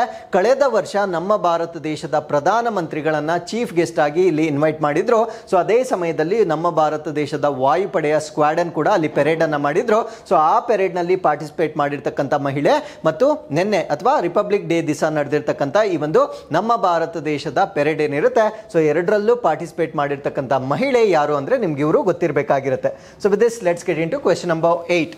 ಸೊ ಆದಿತ್ಯ L1 ಉಪಗ್ರಹದಲ್ಲಿ ಮ್ಯಾಗ್ನೆಟೋಮೀಟರ್ ಬೂಮ್ ಎಷ್ಟು ಅತ್ಯಾಧುನಿಕ ಹೆಚ್ಚಿನ ನಿಖರತೆಯ ಫ್ಲೆಕ್ಸ್ ಗೇಟ್ ಮ್ಯಾಗ್ನೆಟೋಮೀಟರ್ ಸಂವೇದಕಗಳನ್ನು ಹೊಂದಿದೆ? So how many state of the art high accuracy flux gate magnetometer sensor does the magnetometer boom on Aditya L1 satellite carry? So Aditya L1 satellite ಅನ್ನ ನಾವು launch ಮಾಡಿ ಈಗ ಸಕ್ಸಸ್ಫುಲ್ ಆಗಿ ಅದು ಹಾಲೋ ಆರ್ಬಿಟ್ ಅಂತ ನಾವೇನು ಹೇಳ್ತೇವೆ, ಲೆಗ್ರಾಂಜಿಯನ್ ಪಾಯಿಂಟ್ ಅನ್ನ ಸುತ್ತಾ ಇರ್ತಕ್ಕಂಥ ಒಂದು ಕಕ್ಷೆಯನ್ನ ಅದು ಸೇರ್ಕೊಂಡಿದೆ. ಸೊ ಈ ಒಂದು ಆದಿತ್ಯ L1 ಅನ್ನ ನಾವು ಲಾಂಚ್ ಮಾಡಿರ್ತಕ್ಕಂಥ ಉದ್ದೇಶಗಳಲ್ಲಿ ಒಂದು ಉದ್ದೇಶ ಏನು ಅಂದ್ರೆ ಇಂಟರ್ ಪ್ಲಾನೆಟರಿ ಮ್ಯಾಗ್ನೆಟಿಕ್ ಫೀಲ್ಡ್ ಅಂತ ಕರಿತೇವೆ. ಅಂದ್ರೆ ಸೂರ್ಯ ಮತ್ತು ನಮ್ಮ ಭೂಮಿಯ ನಡುವೆ ಇರತಕ್ಕಂಥ ಕಾಂತೀಯ ಕ್ಷೇತ್ರವನ್ನ ಅಧ್ಯಯನ ಮಾಡ್ತಕ್ಕಂಥದ್ದು ಕೂಡ ಒಂದು ಗುರಿಯಾಗಿರುತ್ತೆ. ಸೊ ಈ ಒಂದು ಗುರಿಯನ್ನ ಇಟ್ಕೊಂಡು ಒಂದು ಮ್ಯಾಗ್ನೆಟೋಮೀಟರ್ ಅನ್ನ ಲಾಂಚ್ ಮಾಡಿರ್ತಾರೆ. ಸೊ ಈ ಒಂದು ಮ್ಯಾಗ್ನೆಟೋಮೀಟರ್ ಅಲ್ಲಿ ಇರ್ತಕ್ಕಂಥ ಸೆನ್ಸಾರ್ಗಳು ಅಥವಾ ಸಂವೇದಕಗಳು ಎಷ್ಟು ಅನ್ನೋದು ನಮ್ಮ ಪ್ರಶ್ನೆ ಆಗಿರುತ್ತೆ. ಸೊ ಈ ಪ್ರಶ್ನೆಗೆ ಸರಿಯಾದ ಉತ್ತರ 2 ಸಂವೇದಕಗಳನ್ನ ನಾವು ಈ ಒಂದು ಲಾಂಚ್ ನಲ್ಲಿ ನೋಡಬಹುದಾಗಿರುತ್ತೆ. ಸೊ ಈ ಒಂದು ಸಂವೇದಕ ಈಗ ಸಕ್ಸಸ್ಫುಲ್ ಆಗಿ ಡೆಲಿಗೇಟ್ ಮಾಡಿರೋದನ್ನ ನಾವು ನೋಡಬಹುದಾಗಿರುತ್ತೆ. ಸೊ ಇದನ್ನ ನಾವು ಆದಿತ್ಯ L1 ಮಿಷನ್ ಅಂತ ಕರಿತೇವೆ. ಸೊ ಈ ಚಿತ್ರದಲ್ಲಿ ನೀವು ನೋಡಬಹುದಾಗಿರುತ್ತೆ. ಸೊ ಈ ಒಂದು ಮ್ಯಾಗ್ನೆಟೋಮೀಟರ್ ಅನ್ನ ನೀವು ಇಲ್ಲಿ ನೋಡಬಹುದಾಗಿರುತ್ತೆ. ಸೊ ಈ ಒಂದು ಮ್ಯಾಗ್ನೆಟೋಮೀಟರ್ ಈಗ ನಮ್ಮ ಭೂಮಿ ಮತ್ತು ಸೂರ್ಯ, ಸೊ ಇಲ್ಲಿ ನಾವು ಭೂಮಿಯನ್ನ ನೋಡಬಹುದಾಗಿರುತ್ತೆ. ಸೊ ಈ ಕಡೆ ಸೂರ್ಯ ಬರುತ್ತೆ. ಸೊ ಸೂರ್ಯ ಮತ್ತು ಭೂಮಿಯ ನಡುವೆ ಇರತಕ್ಕಂಥ ಒಂದು ಪಾಯಿಂಟ್, ಅದನ್ನ ನಾವು ಲೆಗ್ರಾಂಜಿಯನ್ ಪಾಯಿಂಟ್ ಅಂತ ಕರಿತೇವೆ. ಸೊ ಲೆಗ್ರಾಂಜಿಯನ್ ಪಾಯಿಂಟ್ ಸುತ್ತಾ ಇರ್ತಕ್ಕಂಥ ಆರ್ಬಿಟ್ ಅನ್ನ ಅಥವಾ ಕಕ್ಷೆಯನ್ನ ನಾವು ಹಾಲೋಕ್ ಆರ್ಬಿಟ್ ಅಂತ ಕರಿತೇವೆ. ಸೊ ಈ ಒಂದು ಆರ್ಬಿಟ್ಗೆ ಈಗ ಈ ಮ್ಯಾಗ್ನೆಟೋಮೀಟರ್ ಅಂತ ನಾವೇನು ಹೇಳ್ತೇವೆ, ಸೊ ಅದನ್ನ ಸಕ್ಸಸ್ಫುಲ್ ಆಗಿ ಓಪನ್ ಮಾಡಿರೋದನ್ನ ನಾವಿಲ್ಲಿ ಗಮನಿಸಬಹುದಾಗಿರುತ್ತೆ. ಸೊ ಈ ಒಂದು ಸಾಧನೆಯನ್ನ ಮಾಡಿರ್ತಕ್ಕಂಥವ್ರು ನಮ್ಮ ಇಸ್ರೋದವರಾಗಿರ್ತಾರೆ. ಸೊ ಈ ಒಂದು ಮ್ಯಾಗ್ನೆಟೋಮೀಟರ್ ಎಷ್ಟು ಮೀಟರ್ ಉದ್ದ ಇರುತ್ತೆ ಅಂದ್ರೆ 6 ಮೀಟರ್ ಉದ್ದವಿರ್ತಕ್ಕಂಥ ಒಂದು ಮ್ಯಾಗ್ನೆಟೋಮೀಟರ್ ಆಗಿರುತ್ತೆ. ಸೊ ಇದು ಸಕ್ಸಸ್ಫುಲ್ ಆಗಿ ಈಗ ಡಿಪ್ಲಾಯ್ ಮಾಡಿರೋದನ್ನ ನಾವು ನೋಡಬಹುದಾಗಿರುತ್ತೆ. So it is deployed in the halo orbit and around the Lagrangian point. So Lagrangian point ಸುತ್ತಾ ಇರ್ತಕ್ಕಂಥ ಕಕ್ಷೆಗೆ ಈ ಒಂದು ಮ್ಯಾಗ್ನೆಟೋಮೀಟರ್ ಅನ್ನ ಡಿಪ್ಲಾಯ್ ಮಾಡಿರೋದನ್ನ ನಾವಿಲ್ಲಿ ನೋಡಬಹುದಾಗಿರುತ್ತೆ. ಸೊ ಇದರಲ್ಲಿ ಇರ್ತಕ್ಕಂಥ ಒಂದು ಸೆನ್ಸಾರ್ಗಳು ಎಷ್ಟಂದ್ರೆ it boom carries 2 state of the art high accuracy flux gate magnetometer sensors ಅಂತ ಕರಿತೇವೆ. ನಾನು ಪ್ರಶ್ನೆಯಲ್ಲಿ ಕೇಳಿದ್ದೆ, ಸೊ ಎಷ್ಟು ಸೆನ್ಸಾರ್ಗಳನ್ನ ಅವರು ಕಳಿಸಿರ್ತಾರೆ ಅಂದ್ರೆ, ಸೊ 2 ಮ್ಯಾಗ್ನೆಟೋಮೀಟರ್ ಸೆನ್ಸಾರ್ಗಳನ್ನ ಕಳಿಸಿರ್ತಾರೆ. ಸೊ ಈ ಒಂದು ಮ್ಯಾಗ್ನೆಟೋಮೀಟರ್ ಸೆನ್ಸಾರ್ನ ಕೆಲಸ ಏನು ಅಂದ್ರೆ low intensity inter planetary magnetic field ಅಂದ್ರೆ ಕಡಿಮೆ ತೀವ್ರತೆಯನ್ನ ಹೊಂದಿರತಕ್ಕಂಥ ಅಯಸ್ಕಾಂತೀಯ ಕ್ಷೇತ್ರವನ್ನ ಮೆಷರ್ ಮಾಡ್ತಕ್ಕಂಥದ್ದು ಈ ಒಂದು ಸೆನ್ಸಾರ್ಗಳ ಪ್ರಮುಖವಾಗಿರ್ತಕ್ಕಂಥ ಕೆಲಸವಾಗಿರುತ್ತೆ. ಸೊ ಅದಾದ್ಮೇಲೆ ಆದಿತ್ಯ L1 ಅಂತಕ್ಕಂಥದ್ದು ನಮ್ಮ ಭಾರತ ದೇಶದ ಮೊಟ್ಟ ಮೊದಲ ಸೋಲಾರ್ ಮಿಷನ್ ಆಗಿರುತ್ತೆ ಅಥವಾ ಮೇಡ್ ಇನ್ ಸೋಲಾರ್ ಮಿಷನ್ ಅಂತ ಕರಿತೇವೆ. ಸೊ ಇದು ಲೆಗ್ರಾಂಜಿಯನ್ ಪಾಯಿಂಟ್ ಅನ್ನ ರೀಚ್ ಮಾಡಲಿಕ್ಕೆ ತೆಗೆದುಕೊಂಡಿರ್ತಕ್ಕಂಥ ದಿನಗಳ ಸಂಖ್ಯೆ, ಟೋಟಲ್ ನಂಬರ್ ಆಫ್ ಡೇಸ್ ಎಷ್ಟು ಅಂದ್ರೆ 127 ಡೇಸ್ ಅನ್ನ ಇದು ತೆಗೆದುಕೊಂಡಿರುತ್ತೆ. ಸೊ ಇದನ್ನ ಲಾಂಚ್ ಮಾಡಿರ್ತಕ್ಕಂಥ ದಿನಾಂಕ ಸೆಪ್ಟೆಂಬರ್ 2, 2023ರಲ್ಲಿ ಇದನ್ನ ಉಡಾವಣೆ ಮಾಡಿರೋದನ್ನ ನಾವು ನೋಡಬಹುದಾಗಿರುತ್ತೆ. So with this let's get into question number 9. Karnataka ಸರ್ಕಾರದ ಇತ್ತೀಚಿನ ಅಧಿಸೂಚನೆಯ ಪ್ರಕಾರ ಯಾವ ವರ್ಷದ ನಂತರ ನೇಮಕಗೊಂಡ ರಾಜ್ಯ ಸರ್ಕಾರಿ ನೌಕರರು ಹಳೆಯ ಪಿಂಚಣಿ ಯೋಜನೆ ಅಡಿ ಒಳಪಡುತ್ತಾರೆ? As per the recent notification by the Karnataka government, state government employees recruited after which year are being covered under old pension scheme. So ನಮಗೆಲ್ಲ ಗೊತ್ತಿರೋ ಹಾಗೆ ಸೊ ಕೇಂದ್ರ ಸರ್ಕಾರದ ವತಿಯಿಂದ ಈ ಒಂದು ಹಳೆಯ ಪಿಂಚಣಿ ಪದ್ಧತಿಯನ್ನ ರದ್ದು ಮಾಡಲಾಗಿರುತ್ತೆ. ಈಗ ಒಂದೊಂದೇ ಸ್ಟೇಟ್ ಮತ್ತೆ ಈ ಒಂದು ಓಲ್ಡ್ ಪೆನ್ಷನ್ ಸ್ಕೀಮ್ ಏನಿರುತ್ತೆ ಸೊ ಅದನ್ನ ರೀಇಂಟ್ರಡ್ಯೂಸ್ ಮಾಡ್ತಾ ಇದ್ದಾರೆ. ಇದ್ದಾರೆ. ಹಾಗಿದ್ರೆ ಕರ್ನಾಟಕ ರಾಜ್ಯ ಕೂಡ ಈ ಒಂದು ಓಲ್ಡ್ ಪೆನ್ಷನ್ ಸ್ಕೀಮ್ ಅನ್ನ, ಅಂದ್ರೆ ಕರ್ನಾಟಕ ರಾಜ್ಯ ಸರ್ಕಾರದ ಅಡಿಯಲ್ಲಿ ಕೆಲಸ ಮಾಡ್ತಾ ಇರ್ತಕ್ಕಂಥ ನೌಕರರಿಗೆ ಓಲ್ಡ್ ಪೆನ್ಷನ್ ಸ್ಕೀಮ್ ಅನ್ನ ಮತ್ತೆ ಇಂಟ್ರೊಡ್ಯೂಸ್ ಮಾಡ್ತಾ ಇದ್ದಾರೆ. ಹಾಗಿದ್ರೆ ಯಾವ ವರ್ಷದಿಂದ ಆಯ್ಕೆ ಆಗಿರ್ತಕ್ಕಂಥ ಗೌರ್ಮೆಂಟ್ ನೌಕರರಿಗೆ ಈ ಓಲ್ಡ್ ಸ್ಕೀಮ್ ಅನ್ನ ಮತ್ತೆ ಅಪ್ಲೈ ಮಾಡ್ತಾ ಇದ್ದಾರೆ ಅನ್ನೋದು ನಮ್ಮ ಪ್ರಶ್ನೆ ಆಗಿರುತ್ತೆ. ಸೊ ಈ ಪ್ರಶ್ನೆಗೆ ಸರಿಯಾದ ಉತ್ತರ 2006 ಅಥವಾ 2006ರ ನಂತರ ಕರ್ನಾಟಕ ರಾಜ್ಯ ಸರ್ಕಾರದ ವತಿಯಿಂದ ಯಾರ್ಯಾರು ಗವರ್ನಮೆಂಟ್ ಎಂಪ್ಲಾಯೀಸ್ ಆಗಿರ್ತಾರೆ ಸೊ ಅವರಿಗೆ ಹಳೆಯ ಪಿಂಚಣಿ ಸ್ಕೀಮ್ ಅನ್ನ ಕೊಡ್ತಕ್ಕಂಥ ಒಂದು ನಿರ್ಧಾರವನ್ನ ಕರ್ನಾಟಕ ಸರ್ಕಾರ ತೆಗೆದುಕೊಂಡಿರುತ್ತೆ.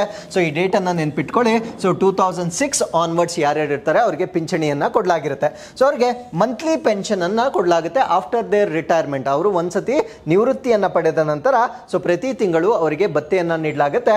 ಸೊ ಆ ಒಂದು ರಿಟೈರ್ಮೆಂಟ್ ಪೆನ್ಷನ್ ಏನಿರುತ್ತೆ ಅವರು ಕೊನೆಯ ತಿಂಗಳಿನಲ್ಲಿ ಡ್ರಾ ಮಾಡಿರ್ತಕ್ಕಂಥ ಒಂದು ಸ್ಯಾಲರಿ ಏನಿರುತ್ತೆ ಆ ಒಂದು ಸಂಬಳದ 50% ಅಷ್ಟು ಪೆನ್ಷನ್ ಅನ್ನ ಇಲ್ಲಿ ನೀಡ್ತಕ್ಕಂಥ ಒಂದು ನಿರ್ಧಾರವನ್ನ ತೆಗೆದುಕೊಂಡಿರ್ತಾರೆ. So new pension scheme employees contribute a portion of the pension fund. ಆ ಪೆನ್ಷನ್ ಫಂಡ್ ಏನಿರುತ್ತೆ ಸೊ ಅವರ ಸ್ಯಾಲರಿಯಲ್ಲೇ ಸ್ವಲ್ಪ ಅಮೌಂಟ್ ಅನ್ನ ಕಟ್ ಮಾಡಿರ್ತಾರೆ. ಸೊ ಆ ಒಂದು ಕಟ್ ಮಾಡಿರ್ತಕ್ಕಂಥ ಅಮೌಂಟ್ ಮತ್ತೆ ಅದರ ಜೊತೆಗೆ ಸ್ವಲ್ಪ ಅಮೌಂಟ್ ಅನ್ನ ಸ್ಟೇಟ್ ಗವರ್ಮೆಂಟ್ ಸ್ಪಾನ್ಸರ್ ಮಾಡುವುದರ ಮುಖಾಂತರ ನಿವೃತ್ತಿಯ ನಂತರ ಮಾಡ್ತಕ್ಕಂಥ ಒಂದು ಫಂಡ್ ಅನ್ನ ನಾವು ಪೆನ್ಷನ್ ಅಂತ ಕರಿತೇವೆ. So one time lump sum amount ಅನ್ನ ಕೂಡ ಇದರಲ್ಲಿ ನೀಡಲಾಗುತ್ತೆ. ಅದನ್ನ ನಾವು ಗ್ರಾಚ್ಯುಟಿ ಅಂತ ನಾವೇನು ಹೇಳ್ತೇವೆ. ಸೊ ರಿಟೈರ್ಮೆಂಟ್ ಆದ ನಂತರ ಸೊ ಒಂದೇ ಸಮಯದಲ್ಲಿ ಲಂಸಮ್ ಅಮೌಂಟ್ ಅನ್ನ ಕೂಡ ಸೊ ಈ ಒಂದು ಸ್ಕೀಮ್ ನ ಅಡಿಯಲ್ಲಿ ನೀಡ್ತಕ್ಕಂಥದ್ದು ಪದ್ಧತಿ ಆಗಿರುತ್ತೆ. ಸೊ ಅದನ್ನ ಮತ್ತೆ ಕರ್ನಾಟಕ ರಾಜ್ಯದಲ್ಲಿ ಇಂಟ್ರೊಡ್ಯೂಸ್ ಮಾಡ್ತಾ ಇದ್ದಾರೆ. It is a good sign for government employees. So ನಾಸಾದ ಧೂಳಿನ ಮಾದರಿಗಳನ್ನು ಸಂಗ್ರಹಿಸಿದ ಮತ್ತು ಇತ್ತೀಚೆಗೆ ಈ ಅಮೂಲ್ಯ ಮಾದರಿಗಳನ್ನು ಹೊಂದಿರುವ ಡಬ್ಬಿಯನ್ನು ಕ್ಯಾನಿಸ್ಟರ್ ಅಂತ ನಾವೇನು ಹೇಳ್ತೇವೆ ಸೊ ಅನ್ಲಾಕ್ ಮಾಡಿದ ಕ್ಷುದ್ರ ಗ್ರಹದ ಹೆಸರೇನು? So what was the name of the asteroid from which NASA collected the dust samples and recently unlock the canister containing these precious samples ಅಂತ ಕರಿತೇವೆ. ಫಾರ್ ಎಕ್ಸಾಂಪಲ್, ನಮ್ಮ ಸೋಲಾರ್ ಸಿಸ್ಟಮ್ ಅಲ್ಲಿ ಇರ್ತಕ್ಕಂಥ ಅನೇಕ ಕ್ಷುದ್ರ ಗ್ರಹಗಳನ್ನು ನಾವು ಅಧ್ಯಯನ ಮಾಡ್ತೇವೆ. ಸೊ ಅಧ್ಯಯನ ಮಾಡುವ ಸಲುವಾಗಿ ನಾಸಾದವರು ಒಂದು ಸ್ಪೇಸ್ ಕ್ರಾಫ್ಟ್ ಅನ್ನ ಕಳಿಸಿರ್ತಾರೆ. ಆ ಸ್ಪೇಸ್ ಕ್ರಾಫ್ಟ್ ಅಲ್ಲಿ ಇರ್ತಕ್ಕಂಥ ಒಂದು ಕ್ಯಾನ್, ಅದನ್ನ ನಾವು ಕ್ಯಾನಿಸ್ಟರ್ ಅಂತ ಕರಿತೇವೆ. ಸೊ ಆ ಕ್ಯಾನಿಸ್ಟರ್ ಅನ್ನೋದು ಆ ಕ್ಷುದ್ರ ಗ್ರಹದಲ್ಲಿರ್ತಕ್ಕಂಥ ಮಣ್ಣಿನ ಮಾದರಿಗಳನ್ನ ಈಗ ಭೂಮಿಗೆ ವಾಪಸ್ ತಗೊಂಡ್ಬಂದಿರುತ್ತೆ. ಸೊ ಆ ಒಂದು ಕ್ಷುದ್ರ ಗ್ರಹದ ಹೆಸರೇನು? ಯಾಕಂದ್ರೆ ಆ ಕ್ಯಾನಿಸ್ಟರ್ನ ತಗೊಂಬಂದು ಅಪ್ರಾಕ್ಸಿಮೇಟ್ಲಿ ಅರೌಂಡ್ 2-3 ಮಂತ್ಸ್ ಆಗಿದೆ. ಬಟ್ ಅದನ್ನ ಇನ್ನೂ ಓಪನ್ ಮಾಡಲಿಕ್ಕೆ ಕಷ್ಟಪಡ್ತಾ ಇದ್ರು. ಯಾಕಂದ್ರೆ ಅದನ್ನ ತುಂಬಾ ಸೇಫ್ ಆಗಿ ಓಪನ್ ಮಾಡಬೇಕು. ಅದು ಬಂದಿರತಕ್ಕಂಥ ಸ್ಯಾಂಪಲ್ಸ್ಗಳು ಯಾವುದೇ ರೀತಿಯ ನಷ್ಟ ಆಗಬಾರ್ದು. ಸೊ ಅದನ್ನ ಈಗ ಸಕ್ಸಸ್ಫುಲ್ ಆಗಿ ಓಪನ್ ಮಾಡಿರ್ತಾರೆ. ಸೊ ಆ ಒಂದು ಆಸ್ಟಿರಾಯ್ಡ್ ಯಾವುದು ಅನ್ನೋದು ನಮ್ಮ ಪ್ರಶ್ನೆ ಆಗಿರುತ್ತೆ. ಸೊ ಈ ಪ್ರಶ್ನೆಗೆ ಸರಿಯಾದ ಉತ್ತರ ಅದನ್ನ ನಾವು ಬೆನ್ಯೂ ಆಸ್ಟಿರಾಯ್ಡ್ ಅಂತ ಕರಿತೇವೆ. ಸೊ ಇದು ನಾಸಾದವರು ಮಾಡಿದ್ದಂತಹ ಒಂದು ಕಾರ್ಯಾಚರಣೆ ಆಗಿರುತ್ತೆ.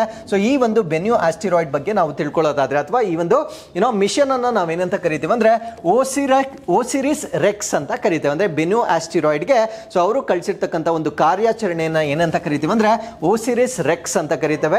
ಇವಾಗ ಓಸಿರಿಸ್ ರೆಕ್ಸ್ ಏನಿರುತ್ತೆ ಇದನ್ನ ಮತ್ತೆ ಮರುನಾಮಕರಣ ಮಾಡಿ ಇನ್ನೊಂದು ಕ್ಷುದ್ರ ಗ್ರಹದ ಸ್ಯಾಂಪಲ್ಸ್ ಅನ್ನ ತಗೊಂಬರಕ್ಕೆ ಆಲ್ರೆಡಿ ಲಾಂಚ್ ಮಾಡಿಬಿಟ್ಟಿದ್ದಾರೆ.